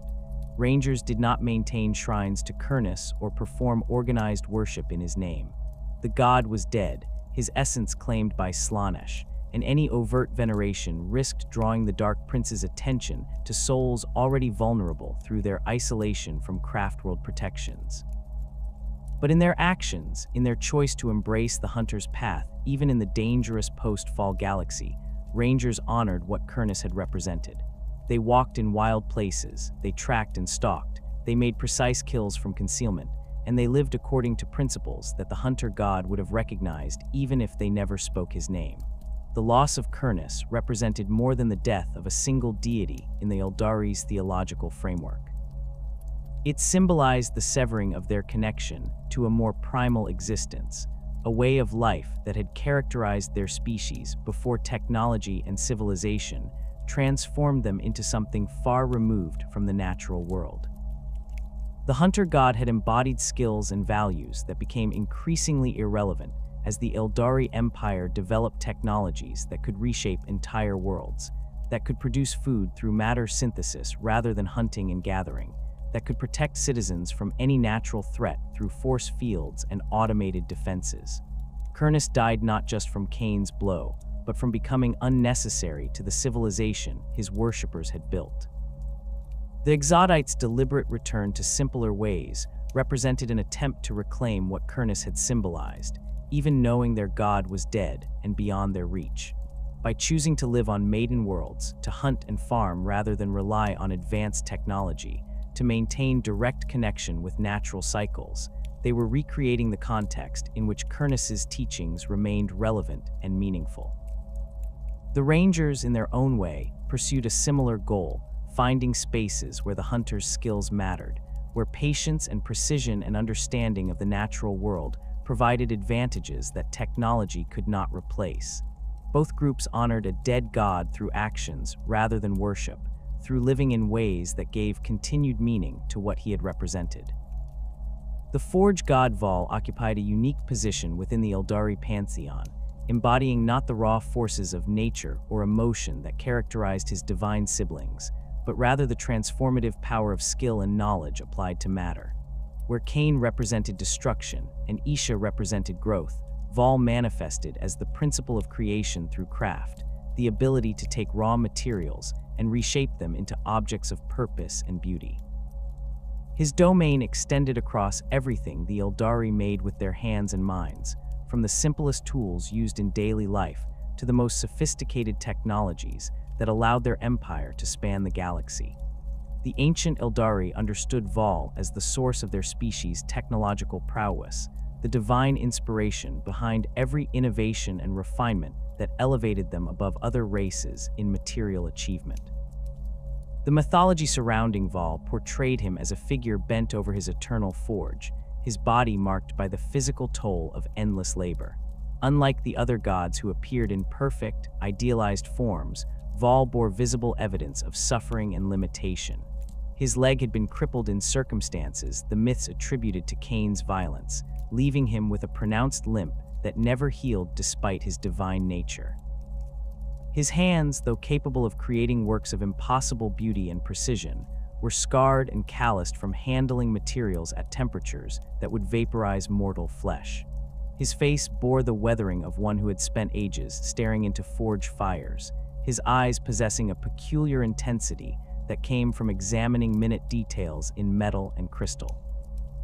The Aeldari depicted him wearing a smith's apron over armor that he had presumably crafted for himself, the protective gear showing signs of wear and repair that suggested even gods needed practical considerations when working with dangerous materials and processes. The central myth defining Vaul's character and his relationship with the other gods revolved around his creation of the Swords of Vaul, legendary weapons forged to satisfy a debt the smith god owed to Khaine.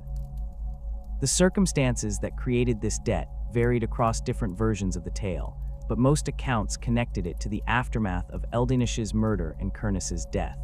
Isha, grieving for both the mortal hero and her slain husband, sought protection from Khaine's continued violence.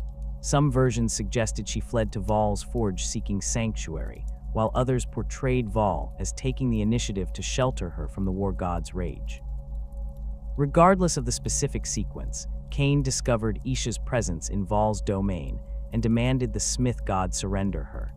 Vaul refused, and this refusal transformed into a conflict that required resolution through Asuryan's intervention. The Phoenix King, seeking to prevent another destructive battle between major Pantheon members, decreed that Vaul would forge 100 swords for Khaine as payment for the offense of harboring Isha. These were not to be ordinary weapons, even by divine standards, but blades that embodied the absolute pinnacle of the smith god's craft. Each sword would be a masterwork that could cut through any armor, that would never dull or break, that would serve as a fitting armament for the god of war himself. Vaul accepted this judgment and retreated to his forge to begin the monumental task. The myths described him working without rest, his hammer striking molten metal in rhythms that echoed through the warp, the heat of his forge visible as a blazing point of light that other gods could perceive from their own domains. The deadline Asuryan had imposed was measured in a year and a day, a time frame that carried symbolic weight in Aeldari culture, but which proved insufficient for the task's true scope. As the final day approached, Vaul had completed 99 swords, each a weapon of devastating power and exquisite beauty. But the 100th remained unfinished, the metal still raw and unworked. Rather than admit his failure and face whatever consequences Khaine and Asuryan might impose, Vaul made a decision that would define his character in Aeldari mythology as much as his craftsmanship did. He took an ordinary sword, one that possessed no special properties beyond basic functionality, and placed it among the 99 masterworks. Then he presented the complete set to Khaine, hoping the war god would not notice the deception or would at least not discover it until enough time had passed that the matter could be considered settled. Khaine accepted the swords and departed with them, and for a time it appeared Vaul's trick had succeeded. The war god wielded his new weapons across the warp and in battles against the Khatan during the war in heaven, and the 99 genuine blades performed exactly as promised. But eventually, inevitably, Khaine drew the 100th sword in combat and discovered its mundane nature. The blade failed at a critical moment, breaking against an opponent's defense or perhaps simply revealing its inferior quality through comparison with its siblings. The war god's fury at this deception eclipsed even his usual rage, the sense of having been tricked and dishonored by the smith god adding insult to whatever setback the failed weapon had caused. Khaine returned to Vaul's forge with violence in mind, and this time no intervention from Asuryan prevented the confrontation. The battle between smith and warrior demonstrated the fundamental mismatch between their natures. Vaul possessed immense power and had crafted armor and weapons for his own defense, but he was not a fighter by inclination or primary skill. Khaine embodied war itself, had fought the Khatan across the galaxy, and knew nothing but combat. The outcome was never in doubt. Khaine shattered Vaul's defenses, broke through his armor, and crippled him with a blow to the leg that left the Smith god permanently lame. Some versions of the myth suggested Khaine broke Vaul's leg over his knee, a deliberate act of humiliation that went beyond simply defeating an opponent. Others described the injury as a consequence of Vaul being thrown against his own anvil, with such force that bones shattered beyond even divine healing's ability to fully repair. The crippling served multiple symbolic purposes in Aeldari understanding of their pantheon. It marked Vaul as fundamentally different from the other gods, bearing visible evidence of limitation and vulnerability that the others did not display. It represented the price of deception, even deception undertaken for understandable reasons. Vaul had attempted to trick Khaine, and regardless of whether that trick was justified by the impossible deadline or the need to protect Isha, it carried consequences. Most significantly, it established that even divine skill and knowledge could not overcome martial power when conflicts escalated to direct violence. The smith could create weapons of devastating capability, but wielding them effectively required different talents than those needed to forge them. Yet Vaul's crippling did not diminish his importance to the Aeldari or his ability to fulfill his role as the divine artisan.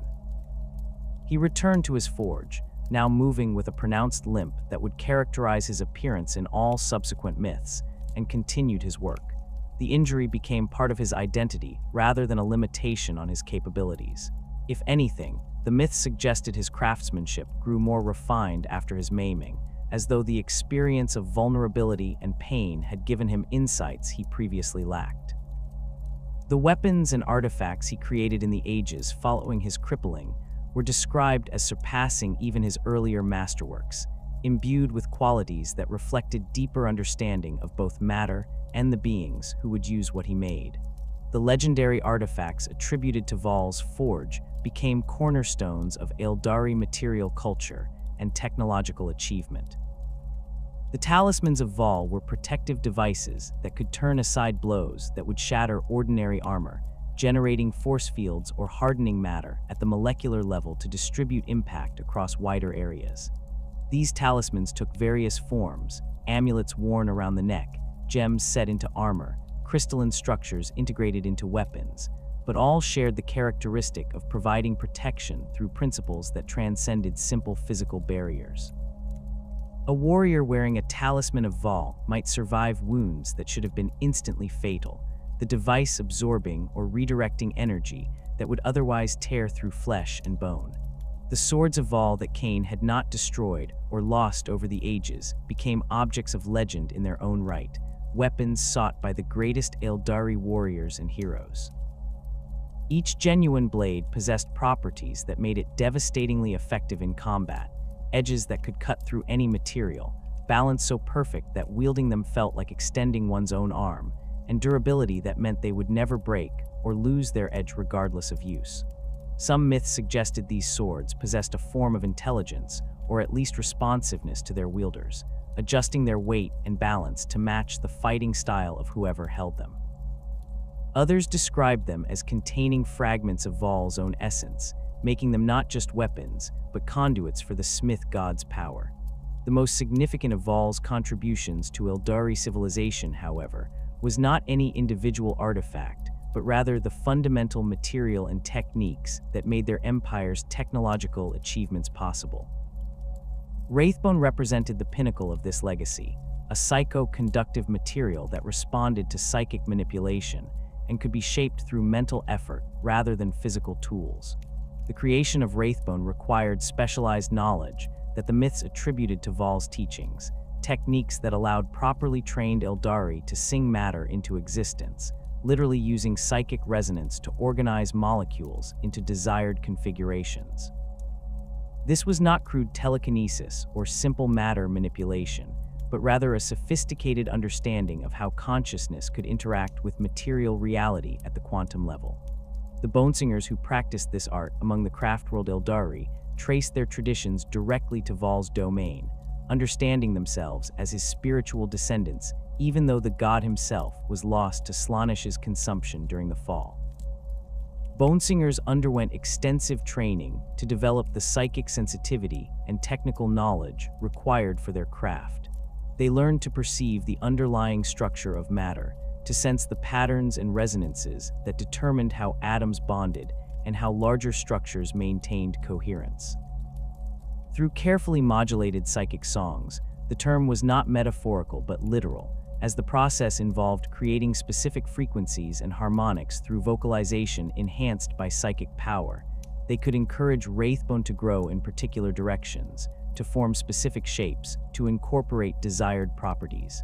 The applications of this technology permeated every aspect of Craftworld existence.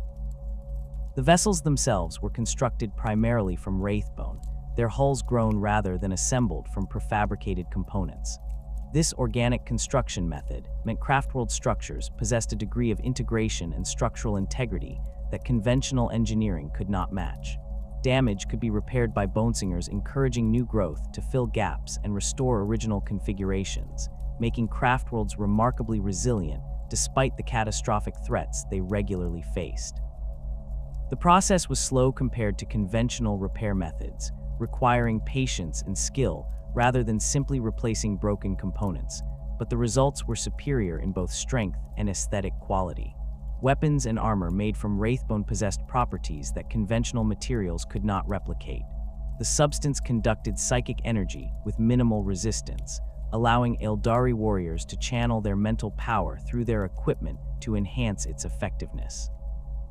A sword made from Wraithbone could be sharpened to impossible edges through psychic reinforcement, its molecular structure responding to the wielder's will to maintain perfect alignment. Armor constructed from the material could harden at points of impact, redistributing force across its entire surface rather than allowing strikes to concentrate damage on small areas. The integration between user and equipment became so complete that skilled warriors experienced their weapons and armor as extensions of their own bodies rather than external tools. The construction of the massive Wraithlord and Wraithknight war machines demonstrated Wraithbone's capabilities at their most impressive scale. These towering constructs served as both weapons platforms and vessels for the spirits of dead Aeldari. Their bodies formed entirely from psycho-conductive material that allowed the animating consciousness to interface directly with every system. A Bonesinger creating a Wraithlord worked for extended periods, sometimes months or years, carefully singing each component into existence and ensuring perfect integration between all elements. The resulting construct was not a machine in the conventional sense, but rather a synthetic body that responded to its spirit pilots' thoughts as naturally as their original organic form had done. The weapons integrated into these constructs, massive wraith cannons, ghost glaives, scatter shields, all benefited from the same psycho-conductive properties, their effectiveness enhanced by the direct mental control the pilot could exert. Vehicles like the Wave Serpent Troop transports and Falcon Grav tanks incorporated Wraithbone into their construction, though typically in combination with more conventional materials where psychic conductivity was less critical. The hulls used Wraithbone for structural elements and key systems, while employing standard armor plating for external protection. This hybrid approach balanced the advantages of psycho-conductive materials against practical considerations of cost, construction time, and the limited number of skilled Bonesingers available to any given Craftworld. The result was vehicles that possessed superior performance compared to purely conventional designs, while remaining feasible to produce in quantities sufficient for military operations. The Infinity Circuit that preserved Aeldari souls after death represented perhaps the most critical application of Wraithbone technology, though its creation involved principles that went beyond simple material science. The circuit existed as a vast network of psycho-conductive pathways woven throughout each Craftworld structure, creating a matrix that could capture and contain the psychic essence of dying Aeldari. When an Aeldari wearing a spirit stone died, the stone absorbed their soul at the moment of death, preventing Slaanesh from claiming it. The stone was then integrated into the Infinity Circuit, where the consciousness it contained joined the collective of all previous generations who had died aboard that Craftworld. This was not simple data storage, but the preservation of actual awareness and personality, made possible by Wraithbone's unique ability to maintain psychic patterns without degradation over time. The technical sophistication required to create and maintain an infinity circuit exceeded even the construction of Wraith Lords or the growing of Craftworld hulls. The pathways had to be configured to allow individual consciousnesses to maintain their distinct identities while simultaneously enabling communication and interaction between all stored souls. The network needed sufficient capacity to hold potentially millions of Aeldari spirits without any single consciousness being lost or corrupted through interference from others. And the entire structure had to remain stable across millennia, immune to the degradation that affected conventional data storage or the psychic interference that could disrupt less sophisticated systems. Only Wraithbone possessed the necessary properties to make such a system viable, and only the most skilled bonesingers could work on infinity circuit construction or repair. The Exodites, despite their rejection of the advanced technology that had characterized the Empire, maintained their own relationship with Vaul's legacy through different applications of similar principles. They could not create Wraithbone in the quantities or sophistication that Craftworld bonesingers achieved, lacking both the infrastructure and the specialized training that Craftworld society preserved. But they understood the fundamental concepts of psycho-conductive materials and used them in more limited ways appropriate to their simpler lifestyle. The world spirits that Exodites bonded with, vast psychic entities formed from their maiden world's ecosystems, were housed in crystalline matrices that shared some properties with Wraithbone, allowing the accumulated consciousness of the planet's life to maintain coherence and interact with Aeldari psychers. The megasaurs that Exodites rode into battle, massive reptilian creatures native to their maiden worlds, were controlled through psychic interface systems that drew on similar principles to those Vaul had taught.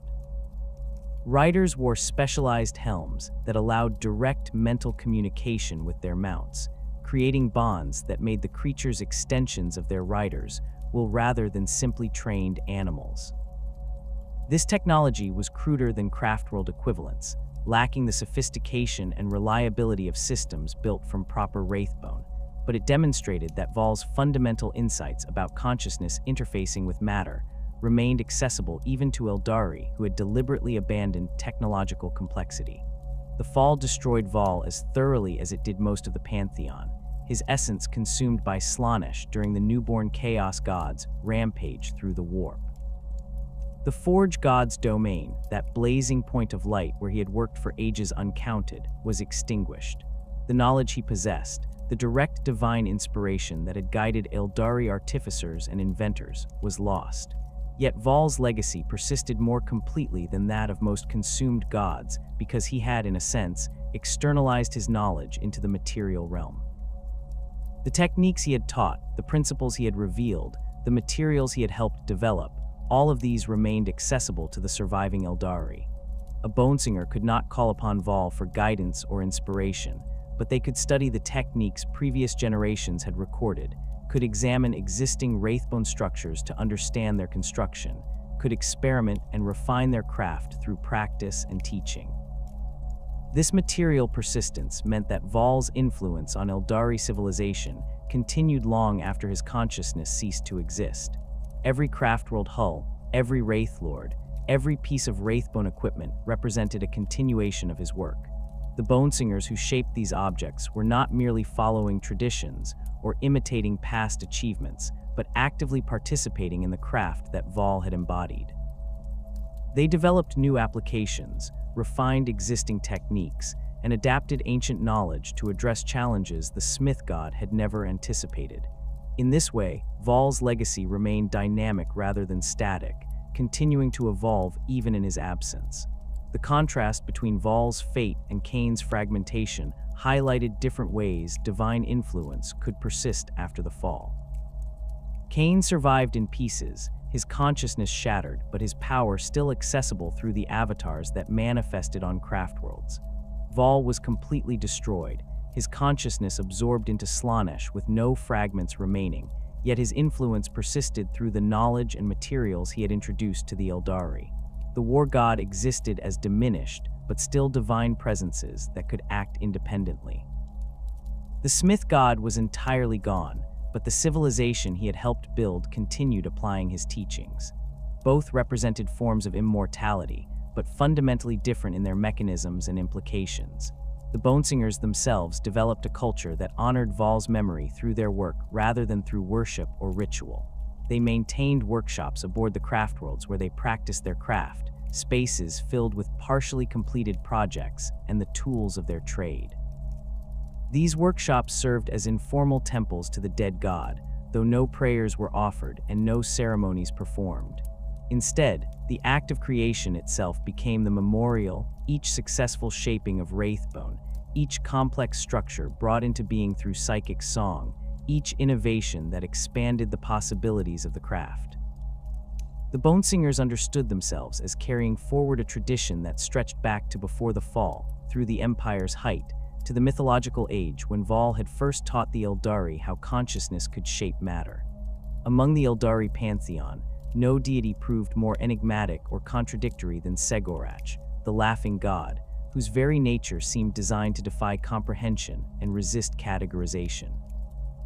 Where Asuryan embodied order and Khaine represented violence, where Isha manifested nurturing and Vaul demonstrated craft, Segorach existed as something fundamentally different, a god whose domain encompassed trickery and deception, humor and hope, the subversion of fate itself through cunning rather than power. The Aeldari conceived of him not as a straightforward deity with clearly defined attributes, but as a figure who operated through misdirection and layers of meaning, whose every action carried multiple interpretations, and whose true purposes remained obscured even from those who served him most faithfully. He was the cosmic jester who laughed at the universe's cruelties while simultaneously working to undermine them, the trickster who turned enemies' strengths into weaknesses through clever manipulation, and the keeper of secrets so profound that even other gods could not fully grasp their significance. The mythology surrounding Segorach portrayed him as perpetually in motion, never remaining in one place or adopting a single consistent form.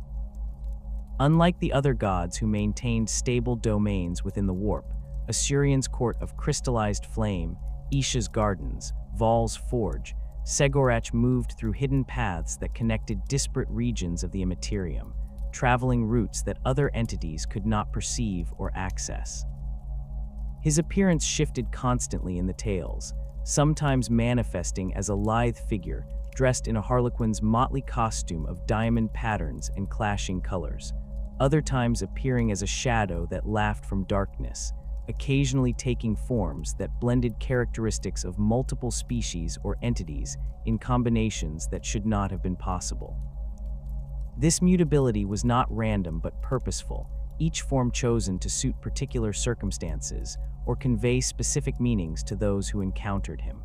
The Laughing God's relationship with the other Pantheon members remained complex and often antagonistic, though never in the straightforward manner of Khaine's violence or the tragic dimensions of Kurnus' fate. Segorach played tricks on his divine siblings, orchestrated elaborate deceptions that left them confused or embarrassed, and generally refused to respect the hierarchies and protocols that governed interactions between the gods. Yet these pranks and manipulations served purposes beyond simple amusement. When Segorach tricked Khaine into striking at shadows while an intended victim escaped, he was not merely making the war god look foolish, but actively protecting someone from unjust violence. When he wove illusions that led Asuryan's messengers astray, delaying important pronouncements, he was creating opportunities for events to unfold differently than the Phoenix King had planned. The humor was real, the laughter genuine, but beneath the jests lay serious intent and careful calculation. The most significant myth defining Segorach's character and his cosmic role involved his legendary contest with Tzeentch, the chaos god of change, scheming, and manipulation. This tale existed in the ambiguous space between prehistory and mythology, its events supposedly occurring during the war in heaven or perhaps in the ages immediately following, when the boundaries between material and immaterial remained more permeable than they would later become. Tzeentch, already ancient and powerful even then, had woven a scheme of such complexity that it threatened to reshape reality according to patterns only the architect of fate could perceive. The specific details of this scheme varied across different versions of the myth, but all agreed that its success would have catastrophic consequences for the material universe, and particularly for the Aeldari. Segorach perceived Tzeentch's machinations through means the myths did not clearly specify, perhaps through his own cunning, perhaps through access to hidden knowledge, perhaps simply because one trickster recognized another's work. Rather than confronting the Chaos God directly or alerting other deities to the threat, the Laughing God proposed a wager. He challenged Tzeentch to a contest of deception and manipulation, a game where each would attempt to outwit the other through increasingly elaborate schemes and counter-schemes. The stakes were enormous. If Tzeentch won, Segorach would serve the Chaos God's purposes and use his own cunning to advance whatever plans the Architect of Fate devised. If Segorach won, Tzeentch would abandon the scheme that threatened reality and acknowledge the Laughing God as the superior manipulator. The contest that followed became legendary among those few Aeldari who knew the tale in any detail, though the specifics remained deliberately obscure. The two trickster gods wove plans within plans, created deceptions that contained layer upon layer of misdirection, and manipulated events across the material and immaterial realms in pursuit of victory. Mortals became unwitting pieces in their game. Entire civilizations shifted course because of subtle influences neither god's pawns could detect, and reality itself bent around the competing schemes as each deity attempted to outmaneuver the other. The contest lasted for a period the myths described variously as a single night, 1,000 years, or an eternal moment outside normal time.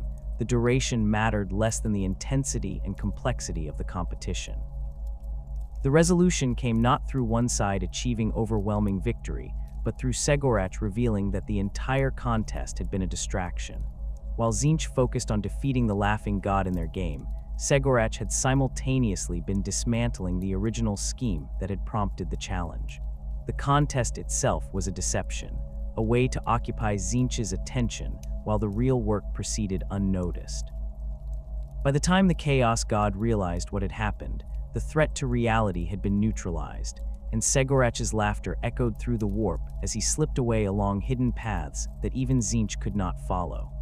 The Architect of Fate had been out-schemed by a being whose very nature was to operate through layers of deception that obscured true intentions until the moment of revelation.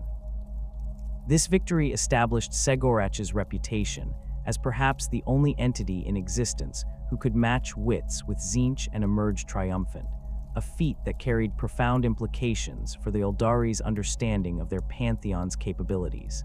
It demonstrated that raw power was not the only measure of divine strength, that cunning and deception could achieve what force could not. More significantly, it revealed Segorach as operating on a cosmic scale that transcended immediate Aeldari concerns, engaging with threats and challenges that affected reality itself, rather than merely protecting his worshippers from conventional dangers. The Laughing God was not simply the Aeldari's trickster deity, but a cosmic player whose schemes and manipulations served purposes that even his own followers could not fully comprehend. The hidden path Segorach traveled through the warp became known as the Webway in Aeldari lore, though the relationship between the Laughing God and this ancient network remained ambiguous. The Webway itself predated the Aeldari Pantheon, having been constructed by the Old Ones during the War in Heaven as a means of traveling through the Immaterium without exposing themselves to its dangers. The network consisted of tunnels and passages that existed between the warp and material reality, neither fully in one realm nor the other, allowing instantaneous travel across vast distances without the risks associated with conventional warp navigation. The Old Ones had left this network largely intact when they fell, and the Aeldari inherited it as one of their most valuable resources during their rise to galactic dominance. Segorach's connection to the Webway went beyond simple use of existing infrastructure. The myths suggested he knew paths through the network that no other being could find, routes that connected to his own hidden domains and sanctuaries scattered throughout the labyrinth. He could appear anywhere the Webway reached, emerging from passages that seemed to lead nowhere or opening doorways in walls that other travelers perceived as solid. This mastery allowed him to move through the galaxy with complete freedom, never trapped or cornered because he always possessed an escape route that his enemies could not follow. During the fall, when Slaaneş's birth tore through the warp and consumed most of the Pantheon, this intimate knowledge of the webway's deepest secrets would prove crucial to Segorach's survival. The Black Library represented the most significant of Segorach's hidden sanctuaries, a repository of forbidden knowledge concealed so thoroughly within the webway that even most Aeldari remained unaware of its existence. The library was not simply a collection of books or data storage, but a vast complex containing information deemed too dangerous for general access, texts describing chaos in detail sufficient to corrupt readers, weapons whose use would damn their wielders, prophecies whose fulfillment would bring catastrophe, and knowledge about the nature of reality itself that mortal minds struggled to process without breaking. The Aeldari who knew of the Black Library understood it as simultaneously their species' greatest treasure and most terrible liability, a resource that could provide solutions to otherwise insurmountable problems, but which carried risks so severe that accessing it required extraordinary justification. Segorach established the Black Library in an age before the Fall, though the specific timing and his motivations for creating it remained subjects of speculation, even among those Aeldari who served him most directly. Some accounts suggested he foresaw the catastrophe that would eventually consume the Empire and began collecting knowledge that would be needed for survival and eventual recovery. Others portrayed the library as existing primarily to contain information too dangerous to destroy but too valuable to lose, a prison for knowledge rather than a resource for scholarship. Still others hinted that Segorach had purposes for the library that transcended Aeldari concerns entirely, that it served as a weapon in conflicts operating on cosmic scales that mortal minds could barely conceive. The physical structure of the Black Library defied conventional architecture and spatial logic, existing in a region of the webway where the normal rules governing dimensions and distances did not fully apply. Visitors described halls that extended farther than the building's exterior dimensions should allow, staircases that led to destinations unconnected to their starting points, and rooms that rearranged themselves when unobserved. The shelves contained not just physical books, but crystalline data storage, psychic imprints that transferred knowledge directly into readers' minds, and artifacts whose very presence conveyed information to those capable of perceiving it. The organization system followed principles that made sense only to Segorach himself, and perhaps to the Harlequins who served as the library's guardians, with materials grouped according to connections and relationships that were not immediately obvious to conventional thinking. Access to the Black Library was restricted in ways that went beyond simple physical barriers or guards stationed at entrances. The webway paths leading to its location shifted constantly, their configurations changing according to patterns that prevented anyone from simply memorizing a route and returning at will. Even knowing the library's general location within the webway provided no guarantee of being able to reach it, as the passages that had led there previously might now terminate in dead ends or loop back to their starting points. Segorach controlled access personally, allowing entry only to those he deemed worthy or whose need for the library's resources aligned with his own inscrutable purposes. This meant that even the most powerful Aeldari seers or leaders could not simply decide to visit the library and expect to find their way. They required the Laughing God's permission, which came rarely and according to criteria that remained opaque. The Harlequins served as Segorach's chosen followers, a unique group among the Aeldari who dedicated themselves entirely to the Laughing God and his purposes. Unlike other Aeldari who might honor various gods according to circumstance or personal inclination, Harlequins committed themselves exclusively to Segorach's service, abandoning their previous identities and allegiances to become his agents in the material realm. They organized themselves into traveling troops that moved through the webway, emerging from hidden passages to perform elaborate theatrical productions that combined entertainment with religious significance. These performances were not simple plays, but carefully constructed narratives that conveyed mythological truths, warnings about future threats, and messages whose full meaning often became clear only in retrospect. The Harlequins' performances centered on stories from Aeldari mythology, particularly the fall and the events leading up to it. They enacted the birth of Slaanesh, the consumption of the Pantheon, the desperate flight of survivors, and the ongoing struggle against the Dark Prince's hunger for Aeldari souls. These were not comfortable or sanitized retellings, but vivid, sometimes disturbing presentations that forced audiences to confront the reality of their species' near extinction and the constant threat they continued to face. The Harlequins used their performances to maintain cultural memory, ensuring that even Craftworld Aeldari born millennia after the fall understood what had happened and why their current existence required such strict discipline and constant vigilance. Each Harlequin adopted a specific role within their troupe, a character type that defined their combat style, their place in performances, and their function within the group's operations. The players formed the core of each troupe, versatile warriors who could adapt to various roles as circumstances demanded. The troopers specialized in close combat, their fighting style emphasizing acrobatic grace and the use of weapons that other Aeldari considered exotic or impractical. Death Jesters served as the troop's heavy weapons specialists, wielding shrieker cannons that fired monomolecular discs capable of decapitating multiple targets with a single shot. Shadowsers functioned as psychers and leaders, their abilities allowing them to weave illusions that confused enemies and inspired allies. Solitaires represented the most tragic and powerful of Harlequin roles, individuals who performed the part of Slaanesh in the troupe's plays, and who walked a path so dangerous that even other Harlequins feared them. The Solitaire's role carried unique spiritual peril because portraying Slaanesh required understanding the Dark Prince's nature in ways that risked corruption. A Solitaire studied the Chaos God's motivations, mannerisms, and psychology to make their performance authentic, deliberately exposing themselves to knowledge that could damn their soul. This meant that when a Solitaire died, they faced a fate different from other Aeldari. Their soul belonged to Slaanesh by the very nature of their role, claimed by the entity they had spent their life portraying.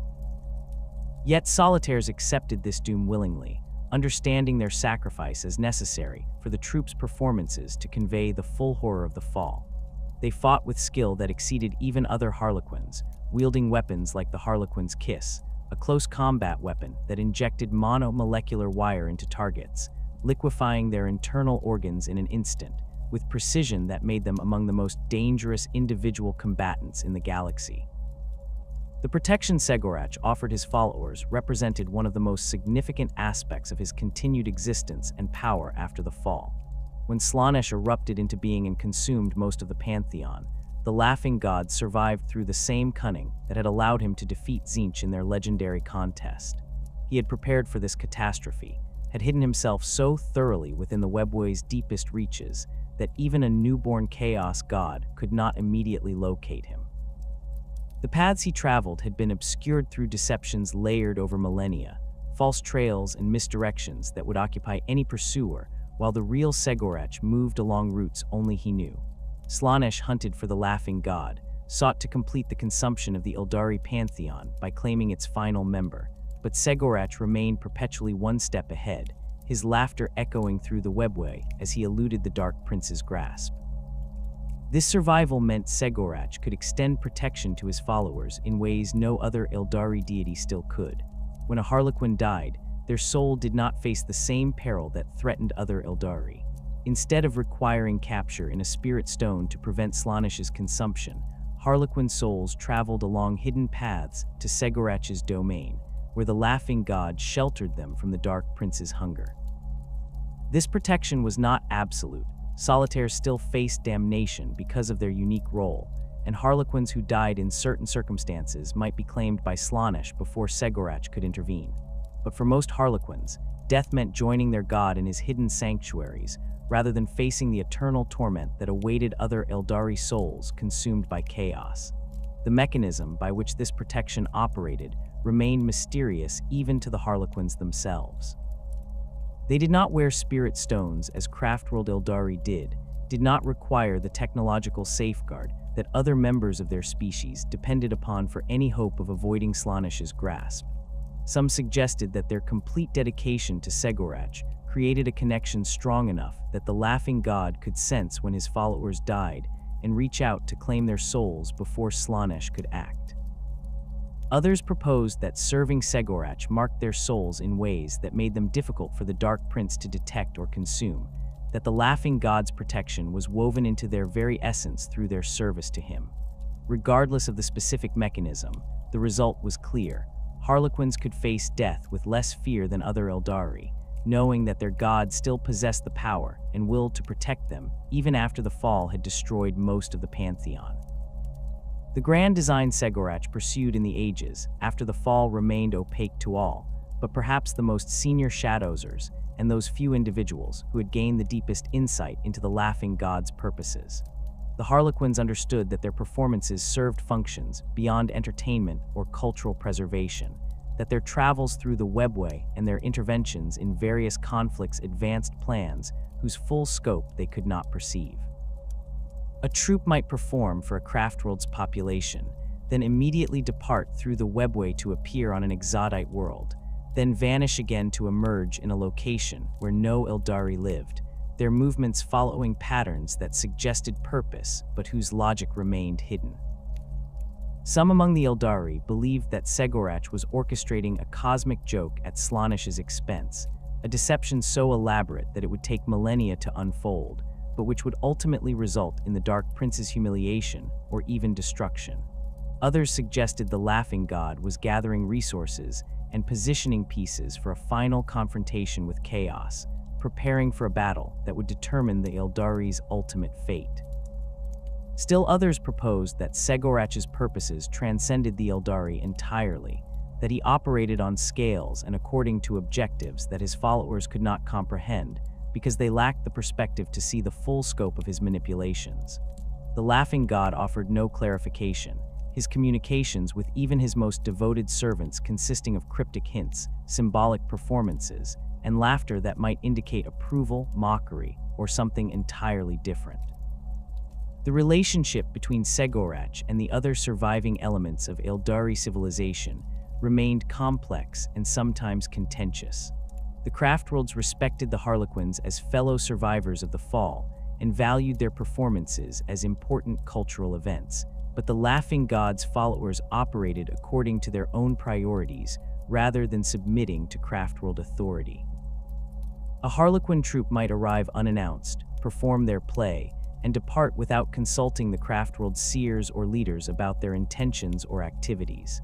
They might intervene in conflicts the craftworld was engaged in, providing unexpected assistance or sometimes complicating situations through actions whose purposes were not immediately clear. The craftworld Aeldari learned to accept this unpredictability as inherent to dealing with Segorach's servants, understanding that the Harlequins served purposes that transcended any single craftworld's immediate concerns. The Exodites maintained a more distant relationship with the Harlequins, their simple agricultural existence offering fewer opportunities for interaction with the traveling troops. When Harlequins did visit Exodite worlds, they typically performed simplified versions of their plays that focused on fundamental mythological narratives, rather than the complex, layered productions they presented to craftworld audiences. The Exodites appreciated these visits as connections to the broader Aeldari culture they had largely abandoned, opportunities to hear news from across the galaxy, and to be reminded of the cosmic stakes involved in their species' survival. But they did not seek out Harlequin contact or attempt to integrate the laughing god's servants into their communities, preferring to maintain their focus on the immediate realities of agricultural life and their bonds with their maiden world's ecosystems. The mystery surrounding Segorach's ultimate fate and current status persisted as one of the great unknowns in Aeldari theology and cosmology. Unlike Asuryan, who was definitively consumed by Slaanesh, or Khaine, whose shattering left fragments scattered across the galaxy, the laughing god existed in a state of ambiguous survival. He clearly retained enough power and consciousness to protect his followers' souls and to maintain the Black Library, suggesting he had not been destroyed or absorbed into the Dark Prince's essence.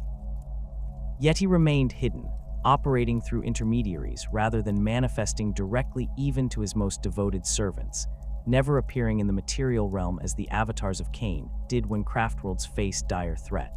The Aeldari Pantheon's understanding of fate, death, and the mysteries that lay beyond mortal comprehension found its embodiment in Moriheg, the crone goddess whose domain encompassed the darkest and most inevitable aspects of existence. Where Isha represented life's nurturing cycle and Kurnus embodied the hunt's vitality, Moriheg manifested as the force that waited at every cycle's end, death not as violent conclusion in Khaine's manner, but as natural terminus, the final passage that all living things must eventually face. The Aeldari conceived of her as ancient beyond measure, her form that of an elderly female whose appearance conveyed wisdom, accumulated across ages that dwarfed even the lifespans of gods. Her face bore the deep lines and weathering of one who had witnessed the universe's entire history, her eyes possessing a quality that suggested she perceived not just the present moment, but all possible futures radiating from it in infinite branching paths. The mythology surrounding Moriheg emphasized her role as seer and prophet, the deity who understood fate's mechanisms with clarity that exceeded even Asuryan's cosmic authority.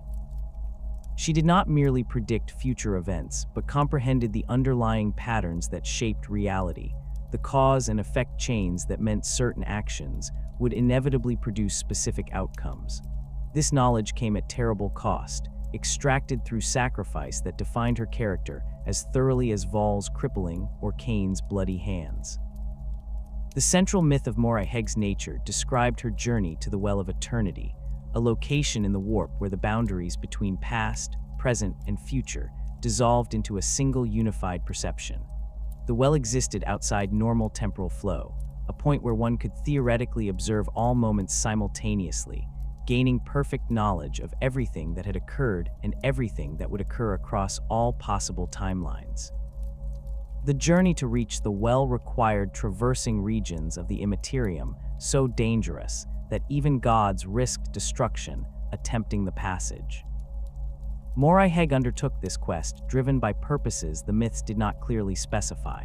Some versions suggested she sought knowledge to protect the Aeldari from future threats she had glimpsed through partial visions. Others portrayed her as pursuing understanding for its own sake. Still others hinted at obligations or debts that required her to obtain this forbidden wisdom. Regardless of motivation, she succeeded in reaching the well where others had failed or never dared attempt. Standing before the cosmic repository of all temporal knowledge, she faced a choice that would define her existence for all subsequent ages. The Well of Eternity did not freely grant its knowledge to those who found it. The price for drinking from its waters was absolute and non-negotiable, one eye sacrificed permanently, the physical organ serving as symbolic payment for the gift of perfect foresight. Moriheg accepted these terms without hesitation according to the myths, plucking out her own eye and casting it into the well's depths before drinking the waters that would transform her perception of reality. The knowledge that flooded into her consciousness in that moment exceeded anything a single mind should be able to contain, even a divine mind structured to process information beyond mortal capacity. She perceived every moment of the past simultaneously, understood the present in all its complexity across the entire galaxy, and saw the future not as a single predetermined path, but as an infinite branching tree where each decision point created new possibilities and eliminated others. This perfect knowledge came with costs beyond the physical sacrifice of her eye.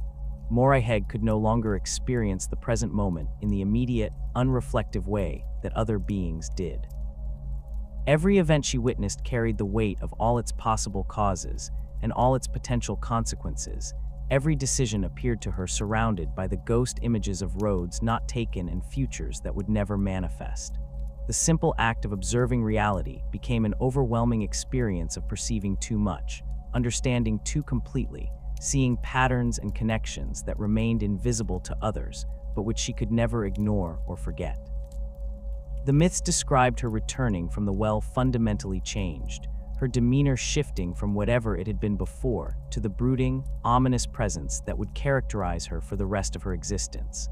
The imagery associated with Moriheg reflected this transformation and her domain over fate and death. She appeared in Aeldari art and religious iconography as a hunched figure wrapped in dark robes, her remaining eye blazing with unnatural light, while the empty socket where her sacrificed eye had been sometimes wept tears of blood or shadow. Her hands, gnarled with apparent age, held various implements depending on the specific depiction: shears that could cut the threads of fate, a staff topped with a skull or crystal that allowed her to peer into the future, or simply empty palms that suggested her knowledge required no physical tools to access. Ravens and crows accompanied her in many representations, these carrion birds serving as her messengers and agents, their presence on battlefields marking where death would soon claim victims. The collection of spirit stones and soul gems became Moriheg's most significant function within the Aeldari's spiritual ecosystem during the ages before the Fall. When an Aeldari died, their soul did not simply dissipate into the warp or cease to exist, but rather faced transition to an afterlife whose nature and location remained mysterious even to the living. Moriheg served as Psychopomp, the guide who collected these departing souls and conducted them safely through the dangers of the immaterium to whatever destination awaited them. The specifics of this afterlife varied across different Aeldari cultures and time periods. Some accounts described a peaceful realm where ancestors dwelt in contentment. Others suggested reincarnation, where souls returned to the material universe in new bodies. Still others hinted at absorption into a collective consciousness that transcended individual identity. The mechanism by which Moriheg performed this function involved her ability to perceive souls at the moment of death and reach across the barrier between warp and material reality to claim them before other entities could interfere. The immaterium contained countless predatory beings that fed on psychic energy, and a newly departed Aeldari soul represented a concentrated burst of such energy that would attract attention from demons and other warp creatures. Moriheg's intervention protected the dead from these threats, her divine power allowing her to shield collected souls from predation as she guided them to their final destination. This protective function made her one of the most important deities in practical terms, despite the dark and ominous nature of her domain. Every Aeldari who died peacefully, rather than having their soul consumed by warp predators, owed that mercy to the crone goddess's vigilance. The spirit stones that would become crucial to Aeldari survival after the Fall had their mythological origin in Moriheg's collection of souls. These crystalline structures, grown from psycho-reactive materials that could capture and contain psychic energy, were said to be fragments of a greater whole that the crone goddess maintained in her domain. When an Aeldari died wearing a spirit stone, the gem would activate at the moment of death and trap their soul within its crystalline matrix, creating a protected container that Moriheg could then collect and incorporate into her greater repository. This was not imprisonment in any cruel sense, but rather preservation, ensuring the soul remained intact and protected during its transition, rather than being exposed to the warp's dangers during the vulnerable period immediately following death. The relationship between Moriheg and the other Pantheon members reflected her unique position as the deity most directly concerned with endings and transitions. She maintained cordial but distant relations with most of her divine siblings, her knowledge of their fates creating a barrier that prevented true intimacy or casual interaction. Moriheg knew how each god would eventually meet their end, understood the circumstances that would lead to their destruction or transformation, and this knowledge colored every conversation and interaction. She could not warn them effectively. The nature of fate meant that attempts to avoid predicted outcomes often created the very circumstances that brought those outcomes about, and her warnings might themselves be the catalyst that set tragic events in motion. This left her isolated even among the gods, burdened with knowledge she could not share and witnessing the slow unfolding of tragedies she had foreseen but could not prevent. Her relationship with Khaine carried particular tension given her knowledge of his role in Eldanish's murder and Kurnus's death. Moriheg had foreseen these events, understood they would occur, yet found herself unable to prevent them without potentially causing worse outcomes through her interference. The war god's bloody nature meant he viewed the crone goddess with suspicion, uncomfortable with the idea that anyone, even another deity, possessed knowledge of his future actions and their consequences. Their interactions were formal and minimal, each god maintaining respectful distance from the other while acknowledging their respective domains and authorities. Isha and Moriheg shared a connection through their complementary roles in the cycle of existence, the goddess of life and the goddess of death, creation and ending, birth and the final passage. Yet this connection carried sorrow because Moriheg knew what awaited Isha during and after the fall, understood the torment that Nurgle would inflict upon the goddess of healing, and could do nothing to prevent or alleviate that suffering. The myths suggested that Moriheg had tried to warn Isha in oblique terms, offering cryptic prophecies about futures that should be avoided, but the nature of fate meant these warnings went unheeded or were misinterpreted in ways that ensured the predicted outcomes occurred regardless. The worship of Moriheg during the Aeldari Empire's height took forms distinct from the veneration offered to other Pantheon members. Her temples were somber places, lacking the vibrant celebrations that characterized Isha's harvest festivals or the martial displays associated with Khaine's shrines. Aeldari came to Moriheg's temples to seek prophecy, to gain insight into futures they might face, though the crone goddess's priests warned that knowledge of fate carried its own burdens and that some futures were better faced without foreknowledge. The dying came to her temples as well, seeking comfort in the knowledge that the crone goddess would guide their souls safely through death's transition, that they would not face the warp's dangers alone when their time came. The priests and priestesses who served Moriheg developed reputations as seers and prophets themselves, individuals who had studied the arts of divination and future sight under the crone goddess's tutelage. They practiced various methods of prophecy, reading patterns in scattered bones or stones, interpreting visions induced through meditation or psychic trance, analyzing the flight patterns of ravens and other birds associated with their goddess. These predictions were never absolute or certain, always hedged with qualifications about probability and the ways that choices could alter outcomes, but they provided guidance that many Aeldari found valuable when facing important decisions or uncertain futures. The fall brought catastrophic consequences for Moriheg, as it did for the entire Pantheon, but her fate carried unique tragedy given her foreknowledge of what was coming. Unlike the other gods who faced Slaanesh's birth as a sudden catastrophe, Moriheg had known for ages that this moment would arrive. She had drunk from the well of eternity and gained perfect knowledge of all futures, which meant she understood with absolute clarity that the Aeldari Empire's decadence would birth a chaos god, that this newborn deity would consume most of the Pantheon, and that she herself would be among those destroyed. The myth suggested she had tried to warn the other gods, had attempted to alert the Aeldari themselves about the catastrophe they were creating through their excesses, but her warnings were dismissed as the ravings of a doom-obsessed crone, or were simply ignored by a civilization too absorbed in its own pleasures to contemplate their consequences. When Slaanesh finally erupted into existence, the psychic shockwave that tore through the warp caught Moriheg in its full force. The crone goddess, despite all her knowledge and foresight, could not escape the fate she had foreseen. The newborn chaos god's hunger was indiscriminate and overwhelming, consuming divine essence with the same ravenous appetite it applied to mortal souls. Moriheg's consciousness was drawn into Slaanesh's being, her accumulated knowledge and power absorbed into the Dark Prince's essence. The repository of spirit stones she had maintained, the collection of Aeldari souls she had guided through death's transition across millions of years, was scattered or destroyed. The protective function she had performed, ensuring that Aeldari souls reached their afterlife safely rather than being consumed by warp predators, ceased in an instant.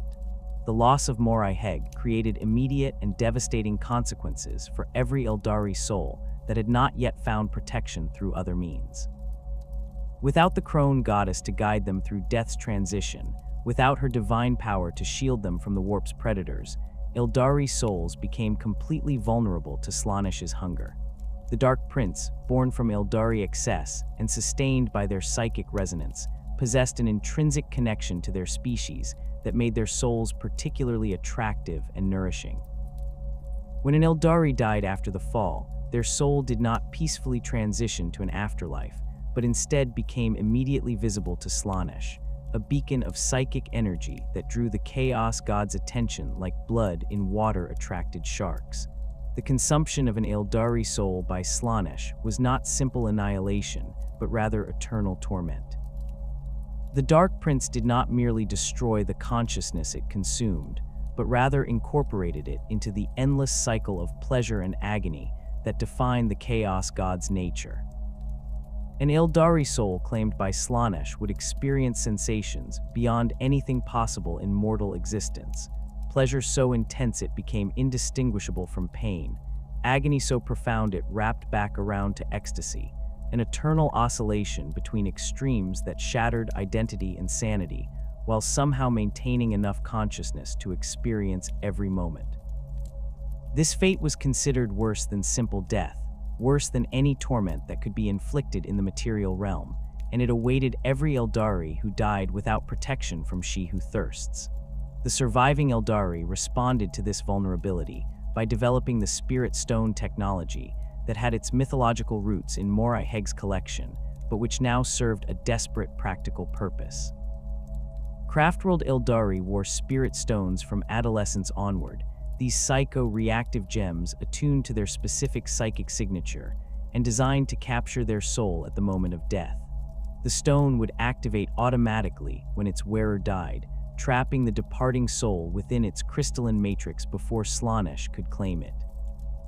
This was not the peaceful transition to an afterlife that Morai Heg had once facilitated, but rather a form of protective imprisonment, the soul contained within the stone, until it could be integrated into the Craftworld's infinity circuit, where it would join the collective consciousness of all that vessel's dead.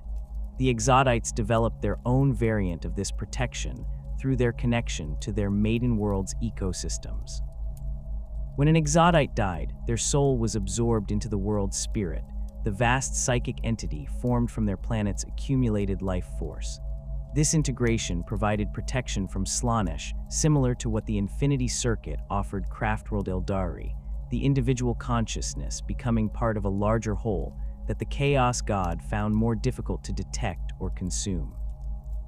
The process required the Exodite to have established a strong psychic bond with their world during life, achieved through decades of living in harmony with the planet's natural cycles and participating in the rituals that maintain the world's spirit's coherence. The Harlequins, protected by Segorach's continued survival and his ability to claim his followers' souls, represented the only Aeldari who did not require spirit stones or world spirit integration to avoid Slaanesh's consumption. The Laughing God performed for his servants the same psychopomp function that Morai Heg had once provided for all Aeldari, guiding their souls along hidden paths to his sanctuary within the webway's deepest reaches. This protection came with the price of absolute dedication to Segorach's service and acceptance of his inscrutable purposes, but it offered genuine safety rather than the uncertain preservation that spirit stones provided. The absence of Morai Heg left a void in Aeldari spirituality that extended beyond the practical matter of soul protection. The crone goddess had represented their understanding that death was natural transition rather than ending, that existence continued beyond mortal life in forms that might be different but were not inherently terrible. Her loss meant the Aeldari could no longer view death as simply another phase of existence, but instead had to confront it as existential threat, the moment when their soul became vulnerable to consumption by a chaos god that desired their eternal torment. This transformation in their relationship with mortality affected every aspect of surviving Aeldari culture, creating the desperate caution and rigid discipline that characterized both Craftworld and Exodite societies in the ages after the fall. The seers and farseers who practiced divination among the surviving Aeldari traced their traditions to Morai Heg's teachings, though they operated without the direct divine guidance that her priests had once received. They developed techniques for perceiving possible futures through the warp's currents, reading the patterns of probability and cause, an effect that determined how events might unfold. This practice carried significant danger given Slaanesh's constant hunger for Aeldari souls and the risk that deep psychic sight might attract the Dark Prince's attention. Farseers used runes carved from psycho-reactive materials as focusing tools, casting them in patterns that revealed glimpses of potential futures, while providing some protection against the perils of unshielded warp perception. The accuracy and reliability of post-fall divination could never match what Moriheg had achieved through drinking from the Well of Eternity. The crone goddess had possessed perfect knowledge of all possible futures and the wisdom to interpret what she perceived, understanding which timelines were more probable and which decisions would lead to which outcomes. The Farseers worked with fragmentary visions and incomplete information, their predictions hedged with uncertainty and subject to misinterpretation. They might perceive a future where their craft world faced destruction, but fail to understand the specific circumstances that would create that outcome or the actions that might prevent it. The loss of divine guidance in matters of fate and prophecy left the Aeldari navigating their future with imperfect tools and incomplete knowledge, always aware that crucial information might be missing from their predictions. The Aeldari Pantheon contained few deities whose nature proved as elusive and multifaceted as Lilith, the Maiden of Dreams, whose domain encompassed the gentler aspects of prophecy and fate that stood in marked contrast to Moriheg's ominous pronouncements and absolute knowledge. Where the crone goddess dealt with death's finality and the harsh certainties of destiny, Lilith manifested as the goddess of possibility and hope, the divine force that whispered of futures that might be achieved through wisdom and careful action, rather than simply accepting predetermined outcomes. The Aeldari conceived of her as eternally youthful in appearance, a figure of grace and beauty whose form seemed to shift slightly depending on the observer's perspective, never quite solidifying into a single definitive image. Her eyes held a quality that suggested she perceived multiple layers of reality simultaneously, seeing not just the material world, but the dreams and aspirations that shaped mortal consciousness, the potential futures that existed as unrealized possibilities waiting for the right circumstances to manifest. The mythology surrounding Lilith emphasized her role as daughter of Isha, born from the goddess of life and fertility in ages before the war in heaven reached its catastrophic conclusion. This familial connection positioned her within the Pantheon's complex divine genealogy, creating relationships and obligations that defined her interactions with other gods. Where Isha nurtured physical life and ensured the continuation of natural cycles, Lilith concerned herself with the aspirations and dreams that gave life meaning beyond mere survival. She was the goddess who inspired artists to create works that transcended technical skill, who guided seers toward visions that revealed not just what would happen, but what could happen if mortals made wise choices, and who offered comfort through dreams that provided respite from waking troubles, or insight into problems that conscious thought could not resolve. The imagery associated with Lilith drew heavily from celestial phenomena and the liminal spaces between waking and sleeping consciousness. She appeared in Aeldari religious art surrounded by stars and moonlight, her form sometimes solid and sometimes translucent, as though she existed partially in the material realm and partially in the dimension of dreams.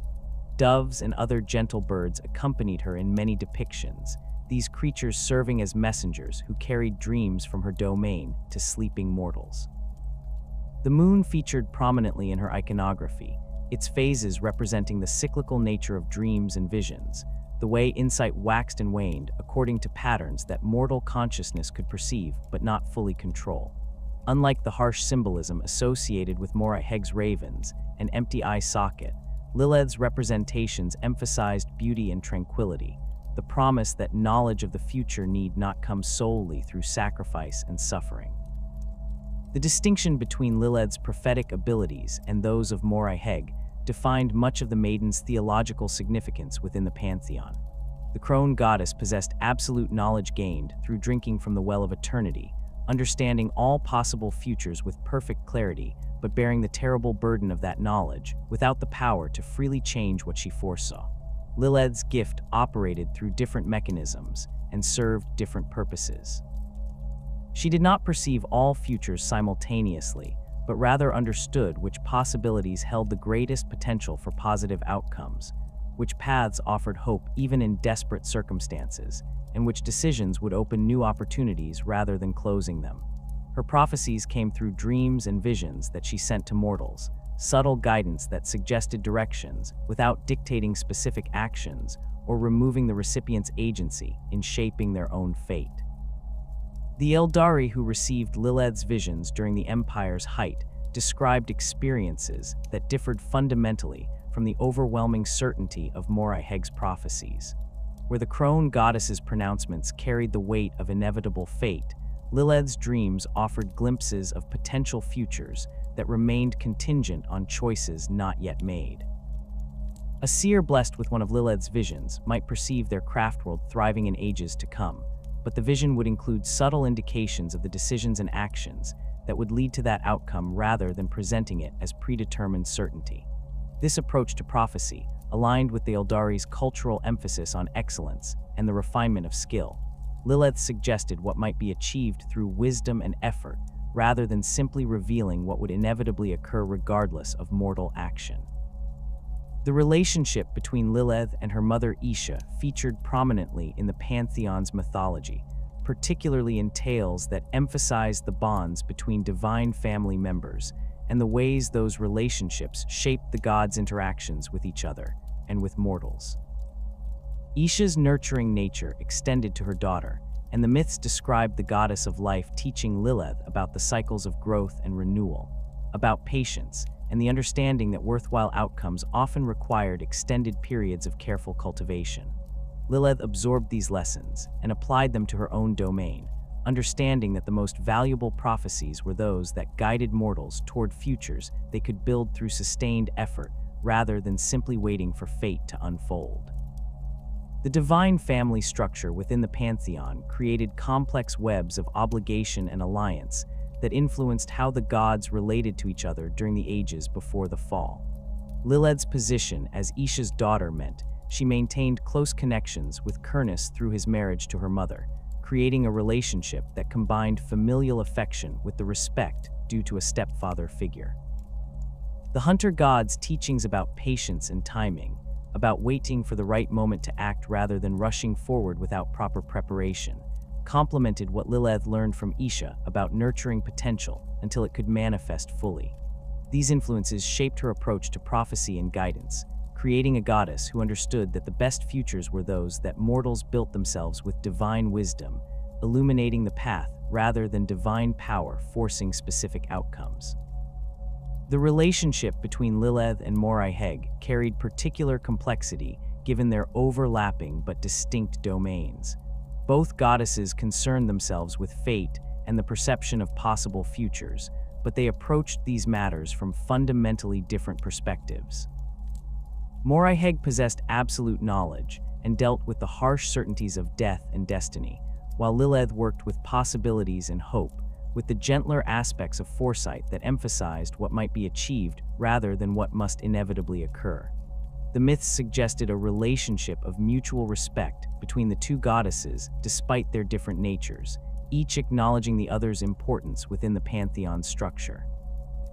Moriheg understood that mortals needed hope as well as hard truth, that prophecies of inevitable doom served limited purpose, without also offering glimpses of how catastrophe might be avoided or mitigated.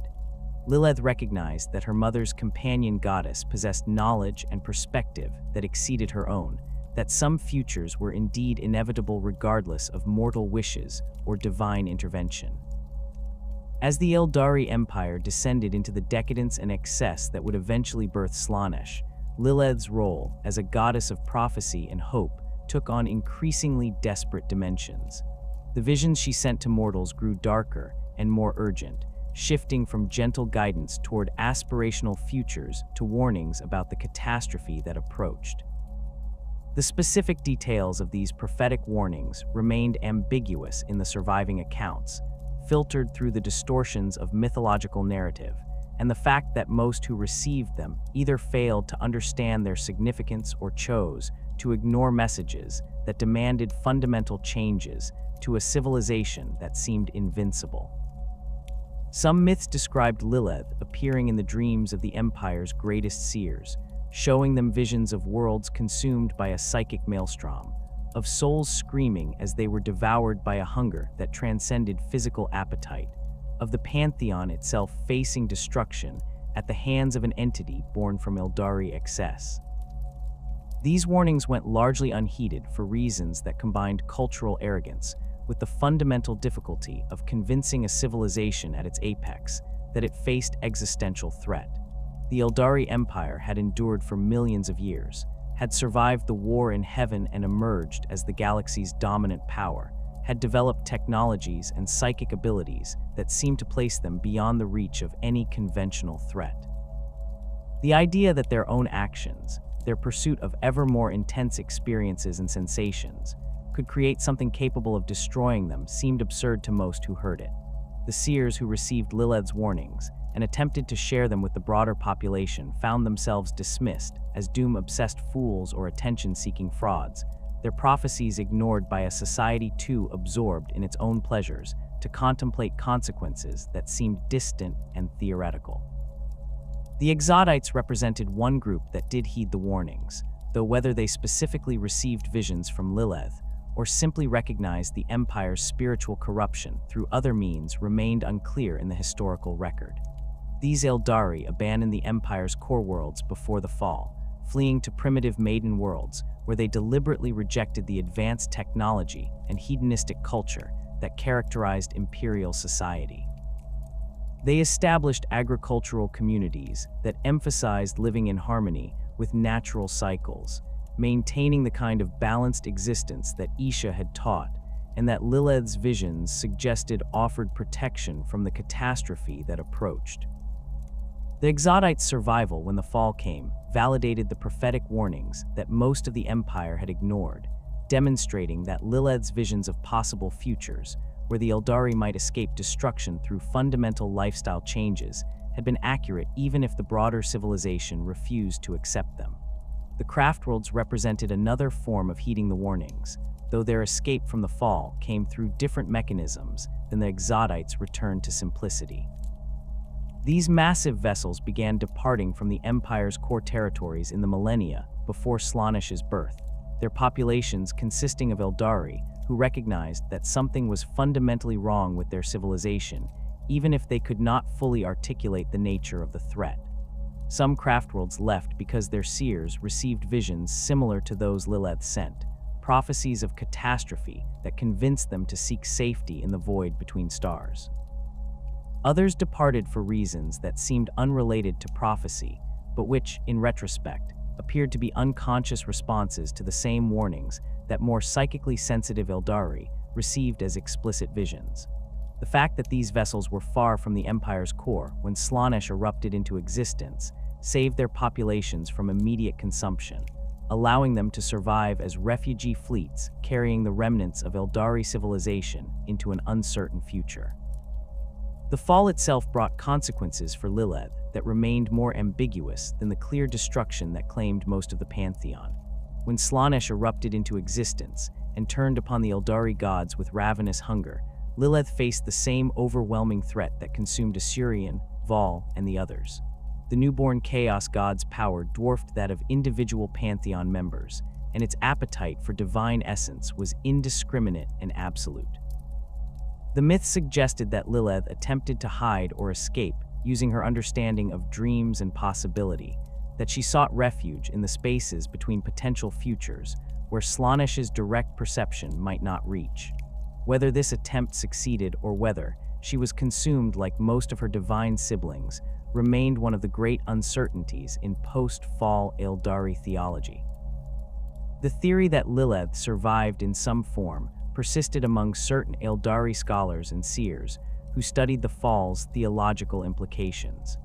They pointed to several pieces of evidence that suggested the Maiden of Dreams might have escaped complete destruction even if she no longer existed in the form she had possessed before Slaanesh's birth. The continued appearance of prophetic dreams among the surviving Aeldari, visions that carried qualities associated with Lilith's gentle guidance rather than the harsh certainty of Moriheg's pronouncements, suggested that some fragment of her consciousness or power might persist. These visions were rare and often ambiguous, lacking the clarity and frequency that characterized Lilith's communications during the Empire's height, but their existence at all seemed significant given that most of the Pantheon had been completely consumed, with no trace remaining. The connection between Lilith and Ennead, the nascent god of the dead that the Aeldari hoped to birth through the accumulated souls in their infinity circuits, represented one of the most controversial theories about the maiden's potential survival. Ennead existed as an unrealized possibility, a deity that would theoretically coalesce from the psychic weight of all dead Aeldari souls if sufficient numbers accumulated, and if the proper rituals and circumstances aligned to trigger the transformation. Some theologians suggested that Lilith, as a goddess whose domain encompassed possibility and potential futures, might have recognized Ennead as the Aeldari's best hope for eventual salvation from Slaanesh's hunger. According to this theory, she deliberately merged her essence with the nascent god rather than fighting a hopeless battle against the Dark Prince, sacrificing her independent existence to strengthen Ennead and ensure that when the god of the dead finally achieved full consciousness, it would possess knowledge and capabilities derived from her prophetic gifts.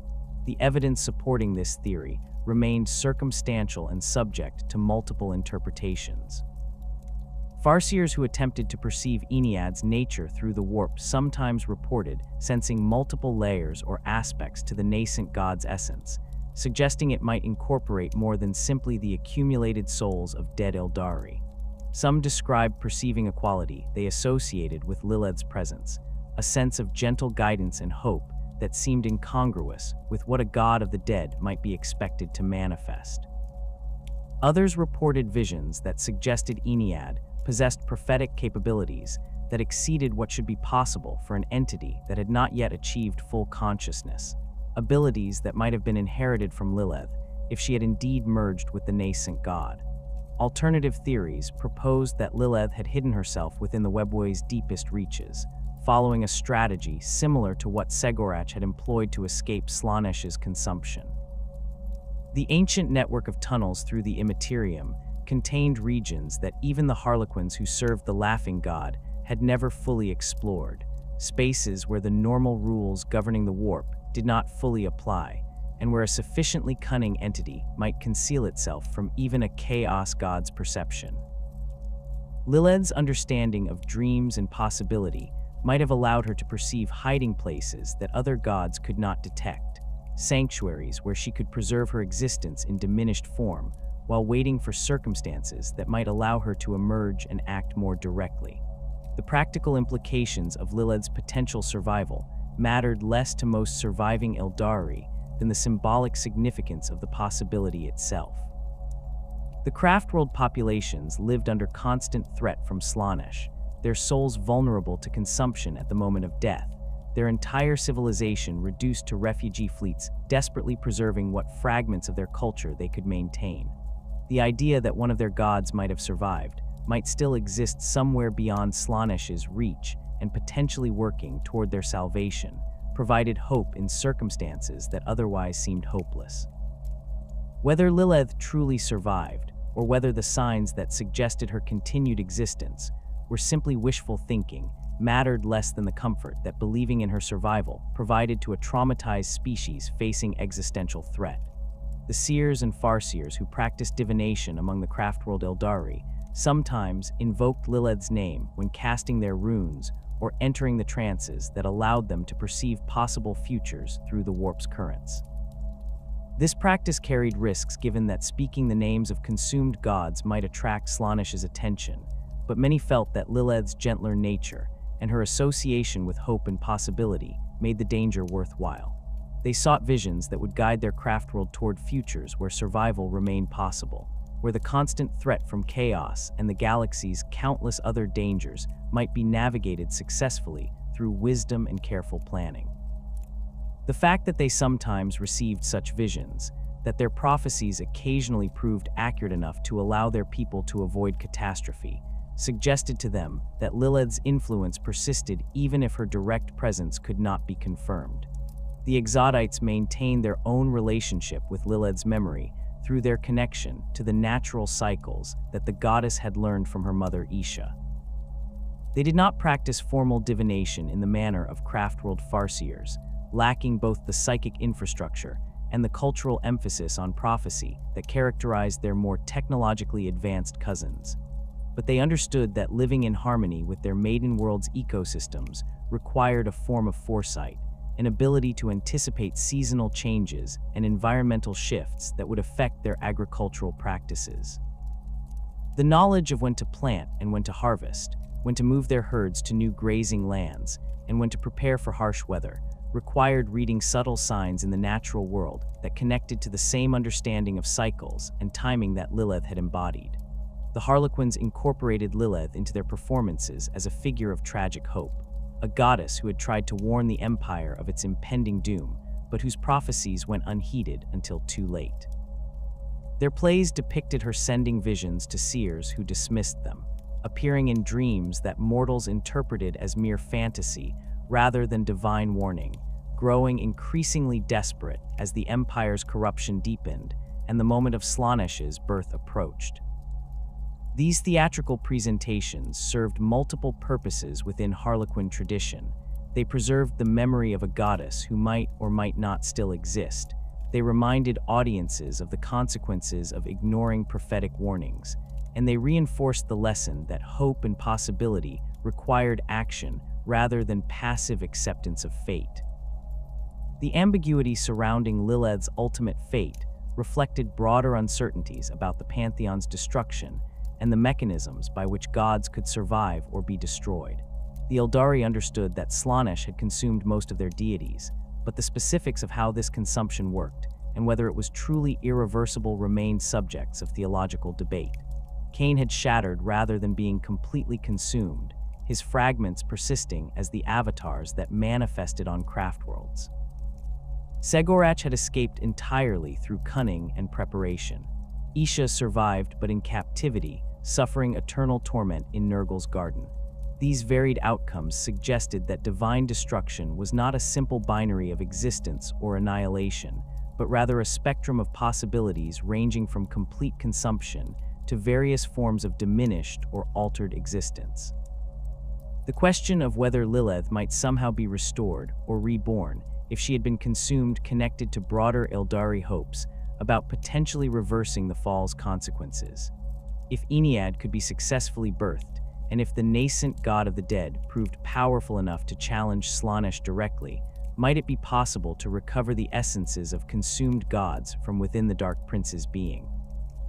Could divine consciousness persist even after being absorbed into a chaos god's essence, waiting for circumstances that might allow extraction and restoration?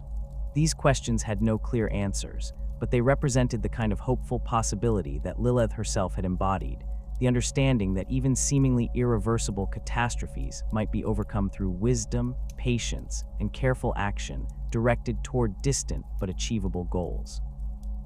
The Farseers who studied the nature of Ennead and the conditions that might trigger the nascent god's full awakening sometimes reported perceiving what they interpreted as Lilith's influence within the accumulated souls that would eventually form the god of the dead. They described sensing a quality of gentle guidance within the infinity circuits, a presence that seemed to be organizing and preparing the stored consciousnesses for their eventual transformation into divine essence. Whether this represented actual intervention from a surviving fragment of Lilith or simply the Farseers projecting their hopes onto ambiguous psychic phenomena remained impossible to determine with certainty. The infinity circuits contained millions of Aeldari souls, each retaining some degree of individual consciousness even while participating in the collective, and the complex psychic patterns generated by such vast numbers of minds could produce effects that resembled divine presence without requiring actual godly intervention.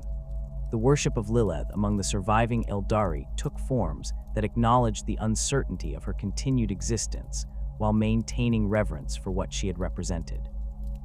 Small shrines appeared in some craft worlds, quiet spaces where Aeldari could meditate on hope and possibility, where seers prepared themselves for the trances that would allow them to perceive potential futures.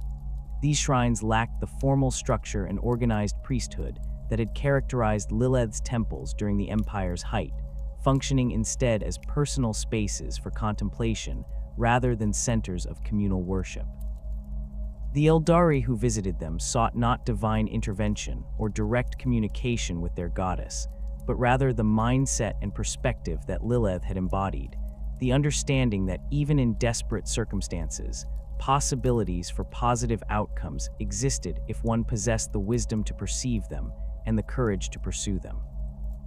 The millennia preceding the catastrophe that would nearly extinguish the Aeldari as a species saw their civilization transform from the galaxy's most sophisticated culture into something that defied comprehension through conventional moral frameworks. The empire that had once valued excellence and the refinement of skill across all endeavors gradually abandoned these principles in favor of pursuing ever more intense experiences and sensations. This transformation did not occur suddenly or through any single decision, but rather accumulated across generations, each pushing boundaries slightly further than their predecessors, until the distance between the empire's founding values and its current state became vast enough that the original Aeldari would not have recognized their descendant civilization as belonging to the same species.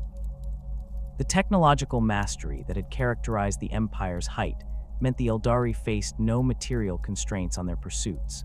Their worlds produced abundance through matter synthesis and automated systems that required minimal oversight, eliminating scarcity and the need for labor. The webway allowed instantaneous travel between their domains, creating a unified civilization that spanned millions of worlds without the isolation that distance might otherwise impose. Advanced medical technology extended lifespans to the point where death from natural causes became virtually unknown, and even injuries that would kill other species could be repaired through techniques that rebuilt bodies at the cellular level. This freedom from practical concerns created populations with unlimited time and resources to devote to whatever captured their interest. And increasingly what captured their interest involved the exploration of sensation and experience, pushed to extremes that earlier generations would have found disturbing or incomprehensible. The pursuit of perfection that had once driven Aeldari to spend centuries mastering crafts or disciplines transformed into something darker as the boundaries of acceptable experience expanded.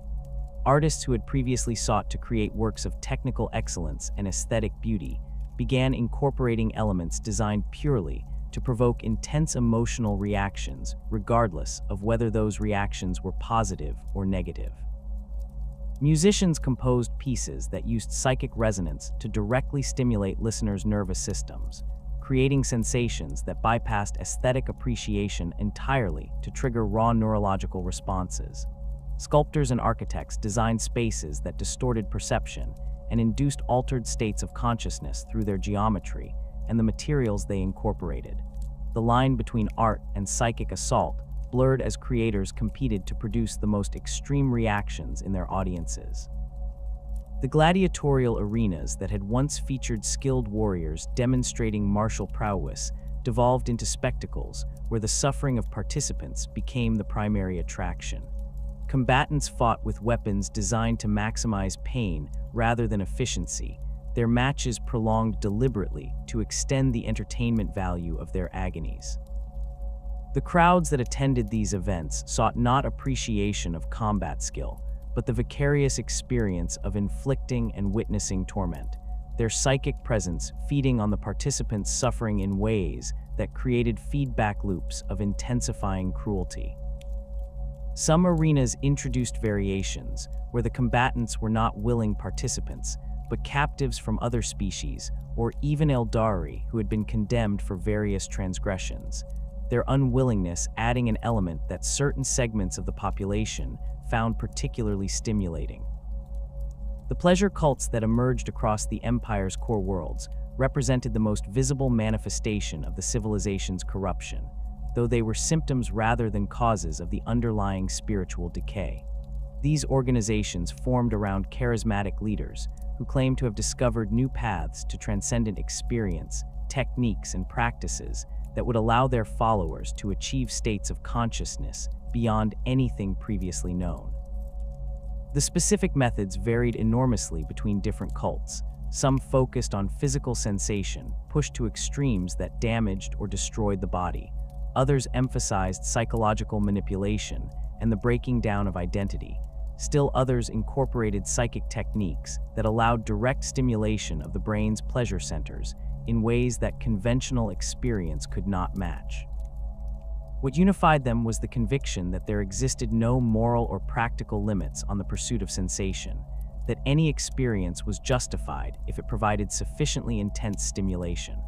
The psychic pressure these activities generated in the warp accumulated across millennia like sediment settling to the ocean floor, layer upon layer of emotional residue building into something that possessed its own weight and presence. The immaterium had always reflected the material universe's psychic activity, shaped by the thoughts and emotions of sentient beings throughout the galaxy. But the Aeldari's psychic potency meant their contributions to the warp carried disproportionate influence, each individual Aeldari soul burning far brighter in the immaterial realm than the dim sparks produced by most other species.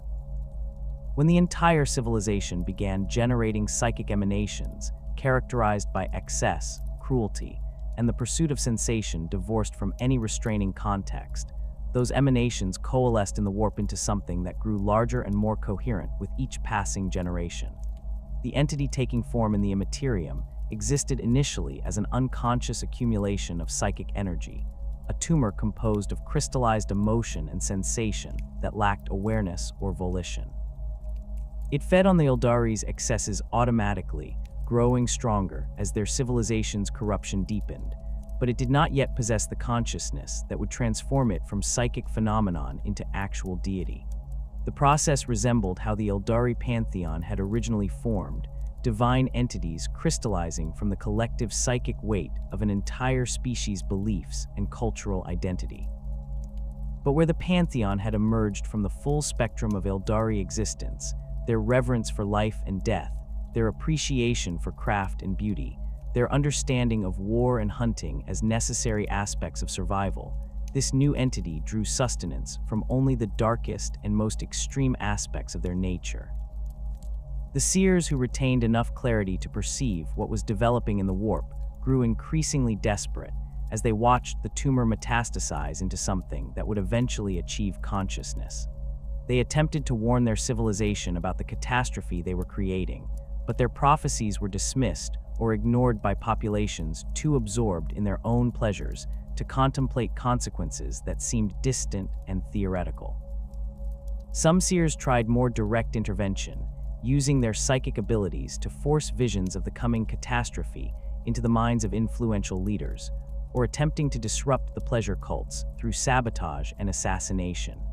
These efforts accomplished nothing beyond getting the seers themselves branded as fanatics or criminals, their warnings serving only to mark them as obstacles to be removed rather than prophets to be heeded. The Exodites who had fled the Empire's core territories in the millennia before the final catastrophe represented the only significant population that successfully escaped through deliberate action rather than fortunate positioning. These Aeldari recognized the spiritual corruption spreading through their civilization, even if they could not fully articulate the specific mechanisms by which it would lead to destruction. They abandoned the advanced technology and hedonistic culture that characterized the Empire, establishing agricultural communities on primitive maiden worlds where they could live in harmony with natural cycles rather than pursuing the increasingly extreme experiences that consumed their urban cousins. The decision to leave carried significant costs. They sacrificed the material abundance and technological conveniences that made Empire life comfortable, accepting harder and simpler existences in exchange for what they perceived as spiritual health. When the fall came and validated their warnings in the most catastrophic manner possible, the survival of these exodite communities would represent one of the few instances where prophecy successfully prompted preventive action. The craftworlds departed through more ambiguous motivations, their populations consisting of Aeldari who felt vague unease about their civilization's trajectory without necessarily understanding the specific threat they faced. Some left because their seers received fragmentary visions of catastrophe, prophecies too incomplete to fully comprehend, but disturbing enough to prompt action. Others departed for reasons that seemed unrelated to any prophetic warning: disagreements with imperial policy, desire to explore regions beyond the empire's borders, or simply the kind of restlessness that occasionally drove individuals or groups to seek new environments. The fact that these vessels were traveling through the void or stationed at the empire's periphery when Slaanesh erupted into existence saved their populations from immediate consumption, though whether this represented genuine foresight or simply fortunate timing remained debatable. The moment of Slaanesh's birth arrived without warning for most of the Empire's population, the transition from unconscious psychic tumor to conscious deity occurring in an instant that shattered the boundary between the warp and material reality across the entire region of space the Aeldari had dominated. The entity that had been accumulating psychic weight for millennia suddenly achieved awareness, its consciousness igniting like a star forming from a collapsing gas cloud. The newborn Chaos God's first sensation was hunger, an appetite for the very souls that had given it existence, a craving so intense and all-consuming that it dominated every other aspect of the deity's nascent personality. Slaanesh's awareness expanded through the warp and into the material universe simultaneously, the Dark Prince's perception encompassing both realms as it sought to feed the hunger that defined its existence. The psychic shockwave that accompanied this birth tore through reality like a tsunami, its force concentrated in the region of space where the Aeldari Empire's core worlds had been located. Entire planets died in an instant as Slaanesh's awakening ripped their population's souls from their bodies, billions of Aeldari consumed before they could comprehend what was happening. The material substance of these worlds remained initially intact, their cities still stood, their infrastructure continued functioning automatically, their carefully cultivated landscapes showed no physical damage. But every Aeldari on these planets simply ceased to exist as conscious entities, their bodies collapsing where they stood while their souls were drawn screaming into the warp to feed the newborn god's insatiable appetite.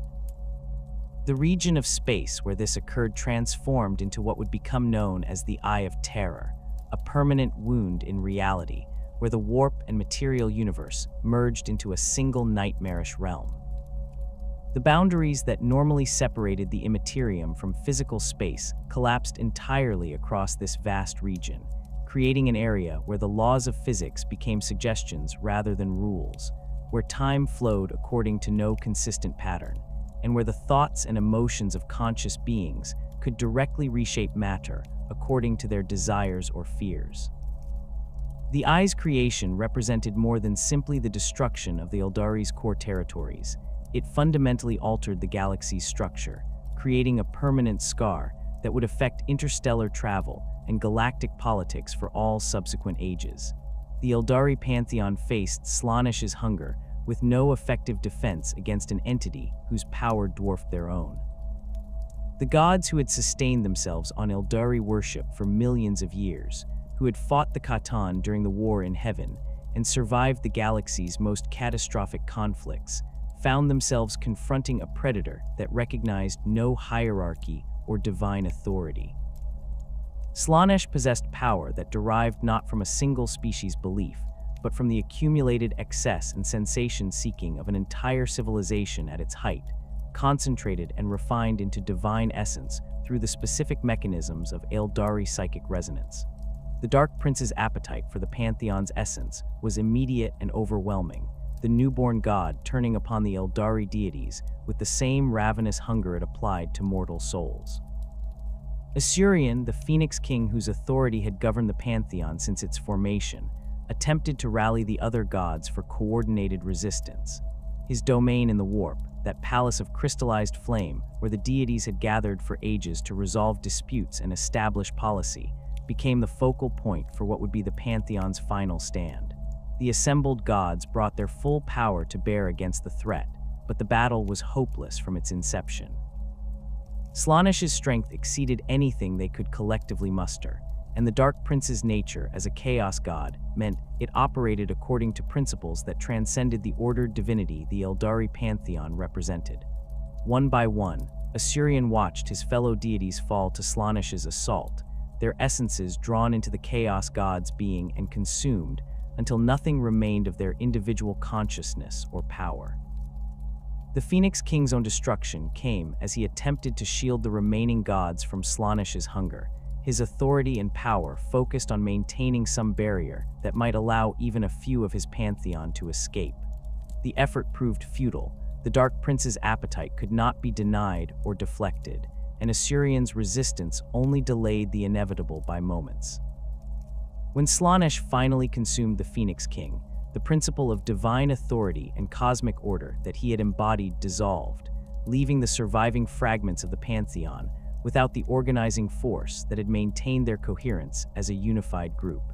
The eternal flame that had marked Asuryan's presence in the warp extinguished, and with it went the last hope that the Pantheon might somehow survive intact. Khaine's fate diverged from the complete consumption that claimed Asuryan and most of the other gods through circumstances that reflected his nature as the deity of war and violence. When Slaanesh sought to devour the war god, Khaine fought with the same fury he had brought to his battles against the Khatan during the war in heaven. His resistance was not strategic or calculated, but rather pure violent refusal to submit, the bloody-handed god bringing every weapon and technique he possessed to bear against the Dark Prince. This defiance could not prevent his ultimate defeat. Slaanesh's power was simply too overwhelming, but it created conditions that resulted in shattering rather than consumption. As the Dark Prince's essence closed around Khaine, as the war god's consciousness faced the same dissolution that had claimed his siblings, something in his fundamental nature refused the finality of that ending. The force of his resistance, combined with Slaanesh's overwhelming power crushing down upon it, caused Khaine's divine essence to fracture rather than being absorbed whole. The fragments of Khaine's shattered consciousness scattered across the warp and into the material realm, each piece containing a portion of his power and nature, but none representing the complete god. The largest of these fragments were drawn to the craftworlds that had escaped the fall's immediate destruction, their presence settling into the cores of these vessels, where they would eventually manifest as the avatars of Khaine. These avatars retained the war god's martial prowess and his capacity for violence, but lacked the consciousness and will that had characterized the intact deity. They existed as weapons rather than entities capable of independent thought or action, their power accessible to the craftworlds through the sacrifice of young kings, but their awareness limited to the immediate context of whatever battle they were awakened to fight. Smaller fragments of Khaine's essence dispersed more widely, some becoming bound to weapons or locations, others simply dissipating into the warp's currents to be lost or absorbed by other entities over time. The total power represented by all these fragments equaled what Khaine had possessed before his shattering, but the distribution meant that no single manifestation could match the complete war god's capabilities. The avatars that would awaken on craftworlds in ages to come would be devastating combatants, their presence on battlefields capable of turning the tide of conflicts through the martial excellence and psychic influence they brought. But they were shadows of what Khaine had been, fragments that retained his power without his consciousness, weapons that could be wielded but which possessed no agency or were beyond the immediate purpose of their awakening. Isha's fate carried its own unique horror, the goddess of life and healing facing not consumption but captivity in circumstances that ensured her suffering would be eternal. As Slaanesh moved to devour her, as the Dark Prince's essence reached out to claim another victim from the Pantheon, Nurgle intervened. The plague god had observed the birth of his sibling chaos deity with interest, recognizing opportunities in the chaos and destruction that Slaanesh's emergence created. Where the Dark Prince saw only prey to consume entirely, Nurgle perceived something valuable in Isha's nature that warranted preservation rather than destruction. The goddess of healing and fertility represented the perfect complement to his own domain of disease and decay, her knowledge of life's mechanisms making her the ideal subject for his endless experiments in creating new plagues. The confrontation between Nurgle and Slaanesh over Isha's fate involved powers and principles that mortal minds struggled to comprehend, two chaos gods negotiating or fighting over a prize that both desired for different reasons. The specific mechanisms by which Nurgle extracted Isha from Slaanesh's grasp remained unclear in the surviving accounts, but the outcome was definitive. The goddess of life found herself transported to the Plague Garden, Nurgle's domain within the warp, where she would face torment that made simple destruction seem merciful by comparison. The Plague God imprisoned her in a cage wrought from the antlers of her dead husband Kurnus, ensuring she remained surrounded by a reminder of what she had lost while enduring the diseases he inflicted upon her. Nurgle's purpose for Isha was straightforward and horrific. She served as his test subject for every new plague and pestilence he created. Before unleashing these diseases upon the mortal realm, he tested them on the goddess of healing, forcing her to endure every symptom and stage of infection, while he observed the results with the focused attention of a gardener studying prize specimens. Isha could not die from these afflictions, her divine nature preventing the release that mortality might offer, leaving her to suffer through each plague's full course without hope of escape or relief. Yet her fundamental nature as the goddess of healing meant she understood diseases even through her torment, comprehending their mechanisms and identifying potential cures that she whispered to mortals when Nurgle's attention turned elsewhere. Kurnus had died ages before the fall, slain by Khaine in the conflicts that followed Eldanish's murder, but his divine corpse became a trophy that Slaanesh claimed during the Pantheon's destruction. The Dark Prince seized what remained of the hunter god's essence and incorporated it into the Palace of Pleasure that served as Slaanesh's primary domain within the warp. Whether any fragment of Kurnus's consciousness persisted within this captured essence remained unknown, but the physical remnants of his divine form became tools for Isha's torment. The antlers that had crowned the hunter god in life were shaped into the bars of the cage that contained his widow, a deliberate cruelty that ensured the goddess of healing remained constantly reminded of her loss even as she endured Nurgle's diseases. Vaul's consumption by Slaanesh was complete and final, the smith god lacking either Khaine's violent resistance or the intervention from other powers that might have altered his fate. The forge where he had worked for ages uncounted, that blazing point of light in the warp where he had created the legendary artifacts and taught the techniques that allowed Aeldari civilization to achieve its technological heights, was extinguished as the Dark Prince absorbed his essence. The knowledge Vaul possessed, the direct divine inspiration that had guided artificers and inventors, was lost with his destruction. Yet his legacy persisted more completely than that of most consumed gods, because he had externalized his knowledge into the material realm through the techniques he taught and the materials he helped develop. The Bonesingers who would shape Wraithbone in ages after the fall could not call upon Vaul for guidance, but they could study the methods previous generations had recorded and continue the craft that the Smith god had embodied.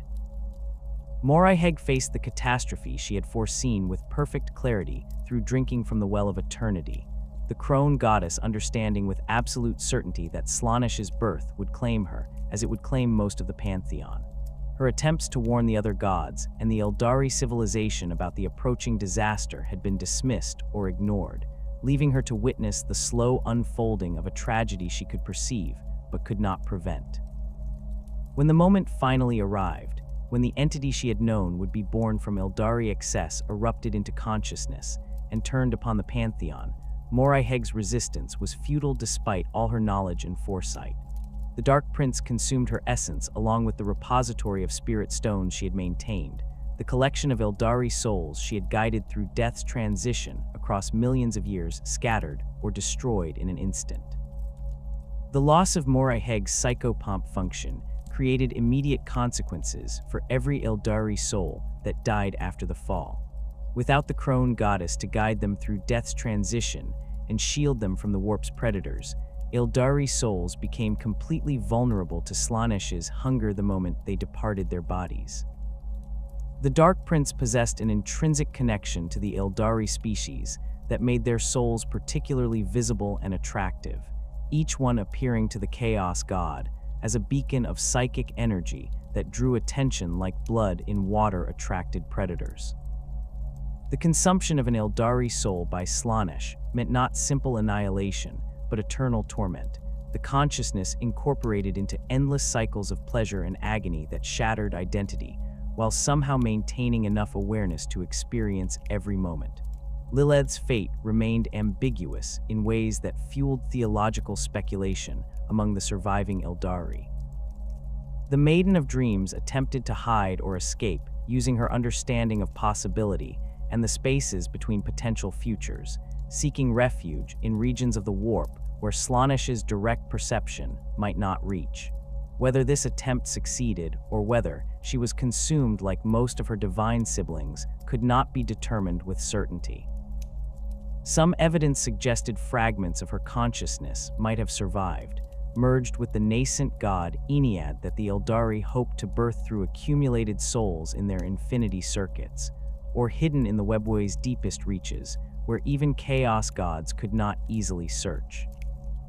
The continued appearance of prophetic dreams among surviving Aeldari, visions carrying qualities associated with Lilith's gentle guidance, suggested some aspect of her influence persisted even if her direct presence could not be confirmed. Segorach alone among the Pantheon escaped Slaanesh's consumption through the same cunning that had allowed him to defeat Tzeentch in their legendary contest. The Laughing God had prepared for this catastrophe across millennia, hiding himself thoroughly within the webway's deepest reaches through deceptions layered over ages. The paths he traveled had been obscured through false trails and misdirections that would occupy any pursuer, while the real Segorach moved along routes only he knew. When Slaanesh erupted into existence and hunted for the final member of the Pantheon to complete the consumption of the Aeldari gods, the Dark Prince found only echoes and illusions. The Laughing God's survival meant he could continue to protect his followers in ways no other Aeldari deity still could, sheltering Harlequin souls in his hidden sanctuaries, and maintaining the Black Library as a repository of knowledge that might eventually prove crucial to the species' survival or revenge against the Dark Prince who had consumed their pantheon. The surviving Aeldari populations found themselves scattered across the galaxy in the fall's aftermath, each group adapting to their circumstances through different interpretations of what their lost gods had represented and how those divine principles should guide their continued existence. The craftworlds, those massive vessels that had departed the Empire's core territories before Slaanesh's birth, carried populations that maintained the most comprehensive connection to pre-fall culture and religious practice. They preserved detailed records of the Pantheon's mythology, maintained shrines to gods who no longer existed to receive worship, and structured their entire society around managing the spiritual dangers that the fall had created. The path system they developed represented an attempt to maintain the discipline and focus that had characterized the Empire at its height, while avoiding the excesses that had birthed Slaanesh, with each Aeldari dedicating extended periods to specific roles before transitioning to new pursuits, rather than allowing any single aspect of their personality to dominate. The Craftworld Aeldari's relationship with their lost pantheon centered primarily on Khaine through the avatars that dwelled in their vessel's cores. These fragments of the shattered war god provided the only direct connection to divine power that the Craftworlds possessed, manifestations that could be awakened through the sacrifice of young kings when circumstances demanded intervention beyond what conventional military forces could provide. The ritual of awakening an avatar carried profound spiritual significance beyond its tactical utility, representing a moment when the Craftworld's population could directly experience the presence of one of their gods, even if that presence existed only as a weapon rather than a conscious entity capable of communication or guidance.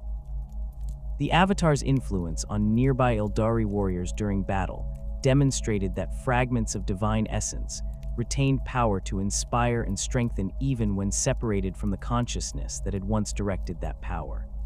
The Aspect warriors who walked Khaine's path through the War Mask's psychological compartmentalization understood themselves as participating in a tradition that stretched back to the Phoenix Lords who had founded their shrines before the fall. Each aspect represented a different facet of the war god's nature. The Dire Avengers embodied disciplined defense and precise firepower. The Howling Banshees channeled fury and close-quarters aggression. The Striking Scorpions pursued stealth and ambush tactics drawn from hunting traditions associated with Kurnus.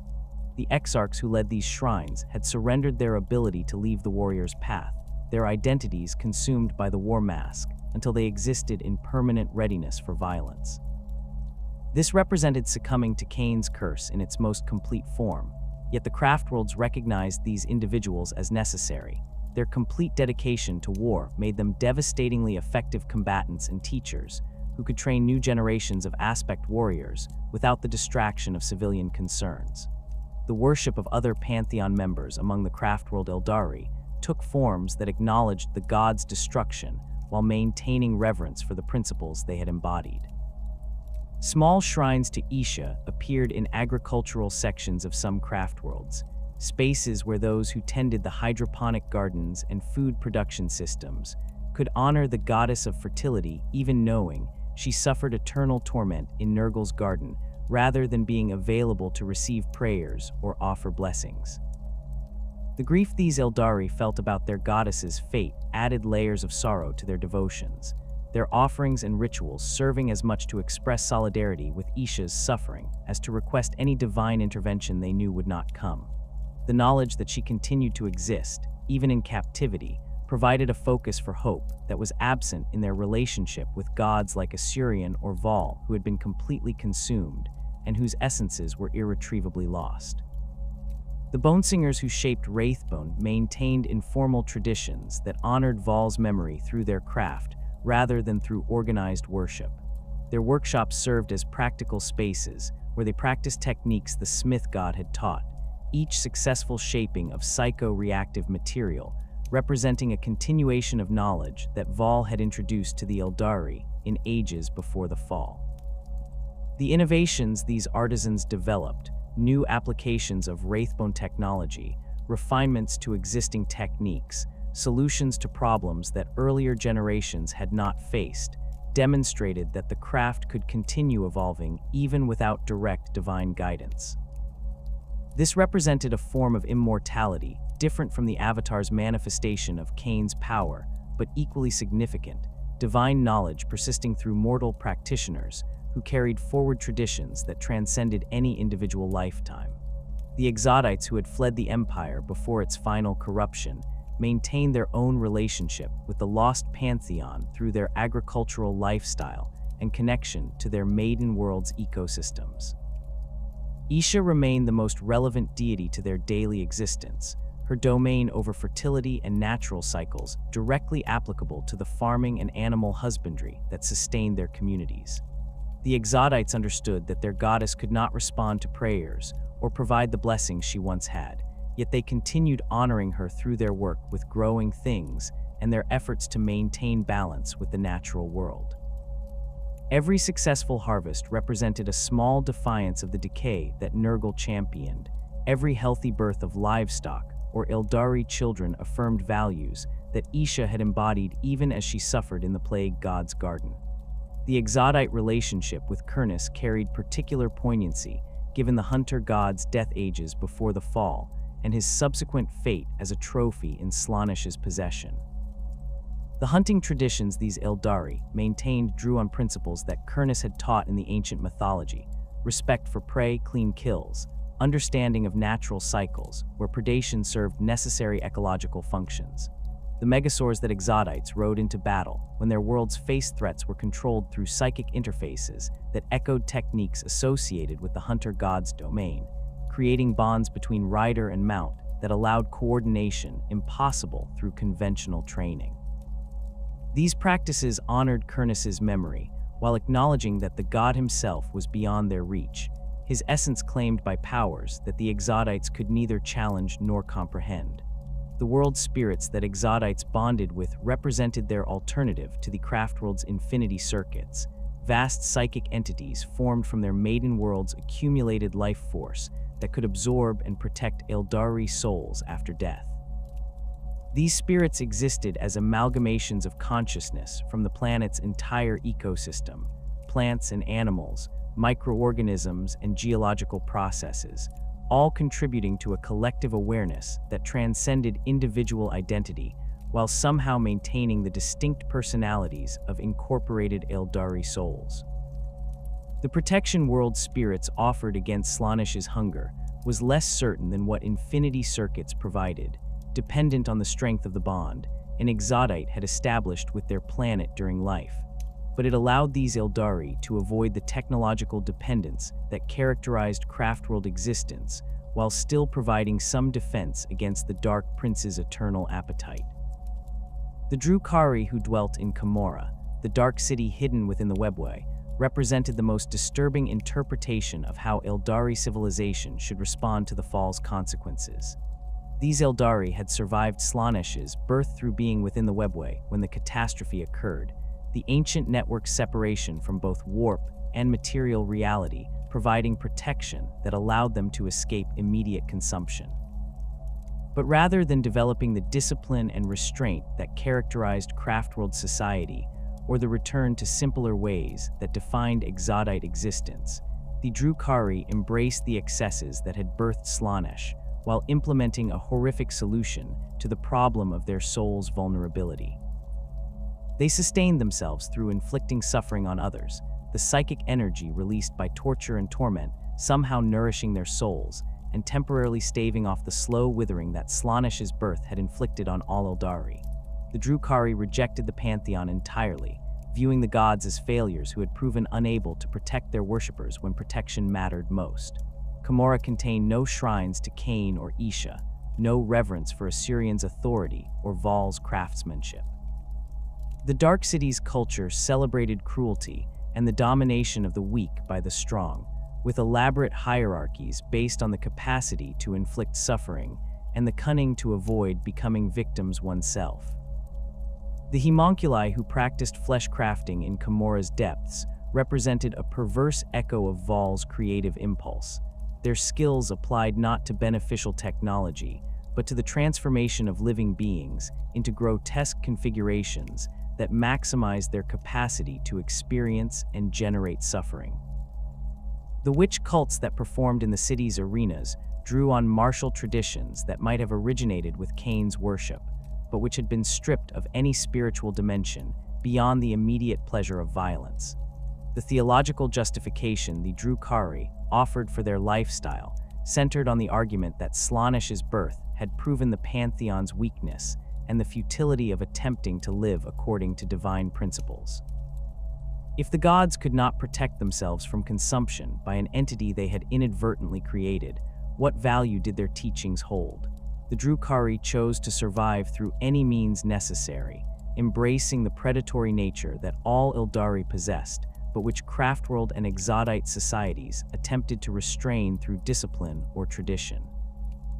This represented a form of nihilism that acknowledged no moral constraints beyond immediate self-interest, a civilization built entirely around the principle that existence justified any action if it postponed the inevitable moment when Slaanesh would claim their souls. The Harlequins maintained their unique position as Segorach's chosen servants, operating independently of Craftworld, Exodite, or Drukhari authority, while interacting with all three groups according to the Laughing God's inscrutable purposes. Their traveling troops performed plays that preserved mythological knowledge about the Pantheon and the Fall, ensuring that even Aeldari born millennia after the catastrophe understood what had occurred and why their species faced its current circumstances. The performances served multiple functions: entertainment for audiences hungry for connection to their cultural heritage, warnings about the consequences of excess and the constant threat Slaanesh represented, and vehicles for prophecies and messages whose full meaning often became clear only in retrospect, when events the plays had foreshadowed came to pass. The Harlequins' protection by Segorach meant they alone among the Aeldari did not require spirit stones or world spirit integration to avoid Slaanesh's consumption after death. The Laughing God claimed his followers' souls directly, guiding them along hidden paths to his sanctuaries within the webway, where they joined previous generations of Harlequins in whatever existence awaited them beyond mortal life. This protection came with absolute dedication to Segorach's service and acceptance of purposes that even the Harlequins themselves could not fully comprehend, their actions directed by a god whose schemes operated on scales and according to logic that transcended mortal understanding. The solitaires who portrayed Slaanesh in the troops' performances accepted damnation as the price of their role, their souls claimed by the Dark Prince they had spent their lives studying and embodying despite Segorach's protection of other Harlequins. The prophecy of Ennead emerged in the centuries following the fall as surviving Aeldari seers perceived something developing within the infinity circuits that contained their dead. The accumulated souls of millions of Aeldari, each retaining some degree of individual consciousness while participating in the collective awareness, the circuits maintained, generated psychic weight that began coalescing into patterns suggesting the formation of a new deity. This entity, which the seers named Ennead after ancient words meaning death and rebirth, would theoretically achieve full consciousness when sufficient Aeldari souls had accumulated, and when specific conditions aligned to trigger the transformation from collected consciousnesses into unified divine being. The prophecies surrounding Ennead suggested that this god of the dead might possess power sufficient to challenge Slaanesh directly, potentially destroying the Dark Prince, or at least weakening the Chaos God enough that Aeldari souls could escape eternal torment. The theological implications of Ennead's potential birth created profound divisions among the surviving Aeldari about how they should respond to this prophecy, and what it meant for their relationship with their lost Pantheon. The most conservative interpretation held that Ennead represented the Aeldari's best hope for eventual salvation, but that the process could not be rushed. The god would be born when all Aeldari had died, and their souls joined the infinity circuits, creating a deity formed from the complete species rather than a premature manifestation lacking sufficient power to fulfill its prophesied purpose. This view emphasized patience and the continuation of existing survival strategies, with each generation adding their souls to the circuits upon death until the accumulated weight became sufficient for Ennead's natural emergence. Alternative interpretations suggested more active approaches to accelerating Ennead's birth, arguing that waiting for the natural accumulation of all Aeldari souls meant condemning countless generations to the constant threat of Slaanesh's hunger, when a solution might be achievable sooner through deliberate action. These perspectives faced the problem that no one understood the specific mechanisms by which Ennead would achieve consciousness, or what conditions needed to be met beyond the general requirement of sufficient accumulated souls. Attempts to force the god's premature birth risked creating an entity too weak to challenge Slaanesh, or potentially destroying the nascent deity entirely through interference with natural processes that should not be disrupted. The seers who studied Ennead's development within the infinity circuits could perceive that something was forming, but lacked the knowledge to determine whether intervention would help or hinder that formation. The awakening of the Unkarn in the closing years of the 41st millennium represented a dramatic shift in how the Aeldari understood Ennead's nature and the possibility of the god's emergence. This entity manifested as an avatar of Ennead, a physical embodiment of the god of the dead's power that appeared on battlefields where Aeldari faced overwhelming threats. The Unkarn possessed capabilities that exceeded what any individual Aeldari could achieve. It moved through combat with impossible speed, its scythe harvesting souls from enemies with each strike, its presence inspiring nearby Aeldari while filling opponents with supernatural dread. The manifestation suggested that Ennead had achieved sufficient consciousness to act in the material realm, even if the god had not yet fully awakened, that fragments of divine power could be projected into reality through mechanisms the Aeldari did not fully understand. The formation of the Inari faction followed the Unkarn's first appearances, consisting of Aeldari from Craftworld, Exodite, and even Drukhari populations who believed that Ennead's partial awakening demonstrated the prophecies were genuine and that active measures to accelerate the god's full birth were both possible and necessary. The Inari rejected the traditional divisions between different Aeldari groups, arguing that survival required unity and that the old distinctions between Craftworld discipline, Exodite simplicity, and Drukhari pragmatism mattered less than the common goal of birthing a god who could defeat Slaanesh. This represented a radical departure from millennia of separation, where the different Aeldari populations had maintained their distinct identities and often viewed each other with suspicion or contempt. The seventh path that the Inari followed centered on the belief that Ennead could be fully awakened through gathering sufficient souls and performing rituals that would trigger the transformation from nascent entity to conscious deity. This path required the Inari to seek out artifacts and locations connected to death and the afterlife, to participate in battles where the harvest of souls would feed Ennead's growing power, and to unite the fractured Aeldari species under a common purpose that transcended their traditional divisions. The specific mechanisms by which these actions would accelerate Ennead's birth remained unclear even to the Inari themselves, their faith in the prophecy driving them forward, despite incomplete understanding of the processes they sought to influence. The theological and philosophical divisions this created among the Aeldari reflected fundamental disagreements about their relationship with their lost Pantheon and what that loss meant for their species' future. The conservative Craftworld seers who opposed the Inari argued that attempting to force Ennead's birth represented the same kind of arrogance that had characterized the Empire before the fall, mortals presuming to control processes they did not fully understand and risking catastrophic consequences through their interference.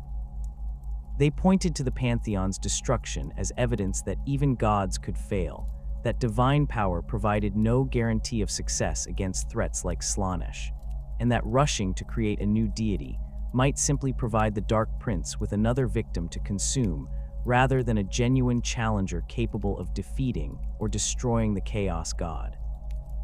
The question of whether the pre-fall Aeldari had been worthy of their gods, and whether the current generation deserved divine protection, created bitter debates that touched on issues of collective guilt and inherited responsibility.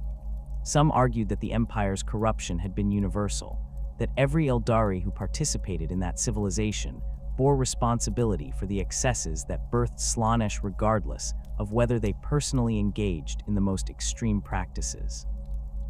This perspective suggested that the surviving Aeldari were fundamentally tainted, that their species had proven itself unworthy of divine favor through actions that led to their Pantheon's destruction.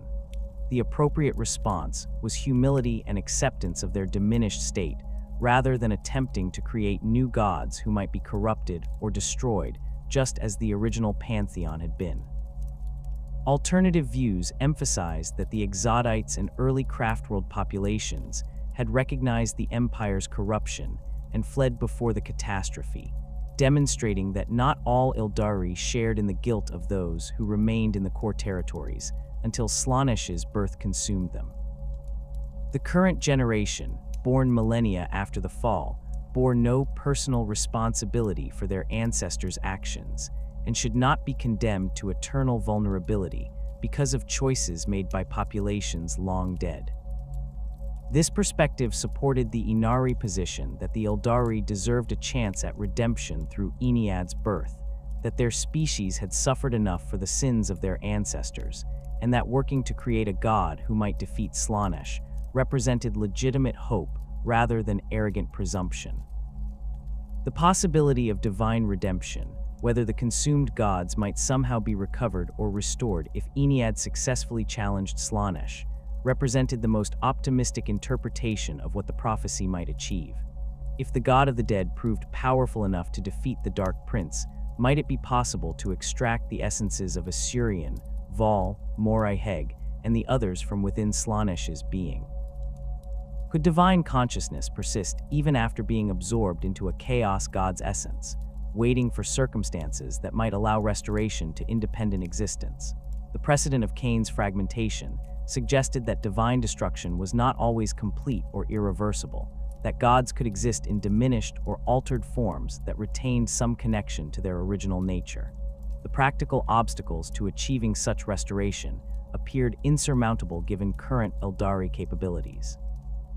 Even if Ennead achieved full consciousness and possessed power sufficient to challenge Slaanesh directly, defeating a chaos god that fed on the emotional excess of all species across the galaxy represented a task of cosmic scale that might be beyond any single deity's capabilities. The mechanisms by which consumed gods might be extracted from Slaanesh's essence remained completely unknown, with no precedent or theoretical framework to suggest how such recovery could be accomplished. The hope that drove some Inari and inspired certain Craftworld seers was based more on desperate need for positive outcomes than on any concrete evidence that divine restoration was actually possible. The Harlequins maintained their own perspective on these debates, informed by Segorach's continued existence and whatever knowledge the Laughing God possessed about Ennead's nature and potential. Their performances incorporated the prophecy of the God of the Dead into their theatrical presentations, depicting possible futures where Ennead awakened and challenged Slaanesh in confrontations that might result in the Aeldari's salvation, or in catastrophe depending on circumstances. The plays left deliberately ambiguous. The Harlequins neither endorsed nor rejected the Inari approach, instead presenting multiple interpretations of what the prophecy might mean and how the Aeldari should respond to it. This reflected Segorach's nature as a god of possibilities rather than certainties, whose guidance came through showing multiple potential futures rather than dictating specific courses of action. The question of whether Lilith had merged with Ennead, contributing her prophetic gifts to the nascent god's developing consciousness, remained one of many uncertainties surrounding the deity that the Aeldari hoped would save them. The evidence supporting this theory consisted primarily of the qualities some seers perceived when attempting to understand Ennead's nature, a sense of gentle guidance and hope that seemed inconsistent with what a god formed purely from death and accumulated souls might be expected to manifest. If Lilith had indeed sacrificed her independent existence to strengthen Ennead, it suggested that at least one member of the Pantheon had foreseen the God of the Dead as the Aeldari's best chance for eventual salvation, and had taken action to ensure that chance had the greatest possible likelihood of success. The legacy of the Aeldari Pantheon persisted across all surviving populations, despite the gods' destruction or captivity, their influence shaping how different groups understood their place in the galaxy and their responsibilities to their species. The Craftworlds maintain the most comprehensive preservation of pre-fall religious traditions, their shrines and practices keeping alive knowledge of deities who could no longer respond to worship, but whose principles remained relevant to how the Aeldari should conduct themselves.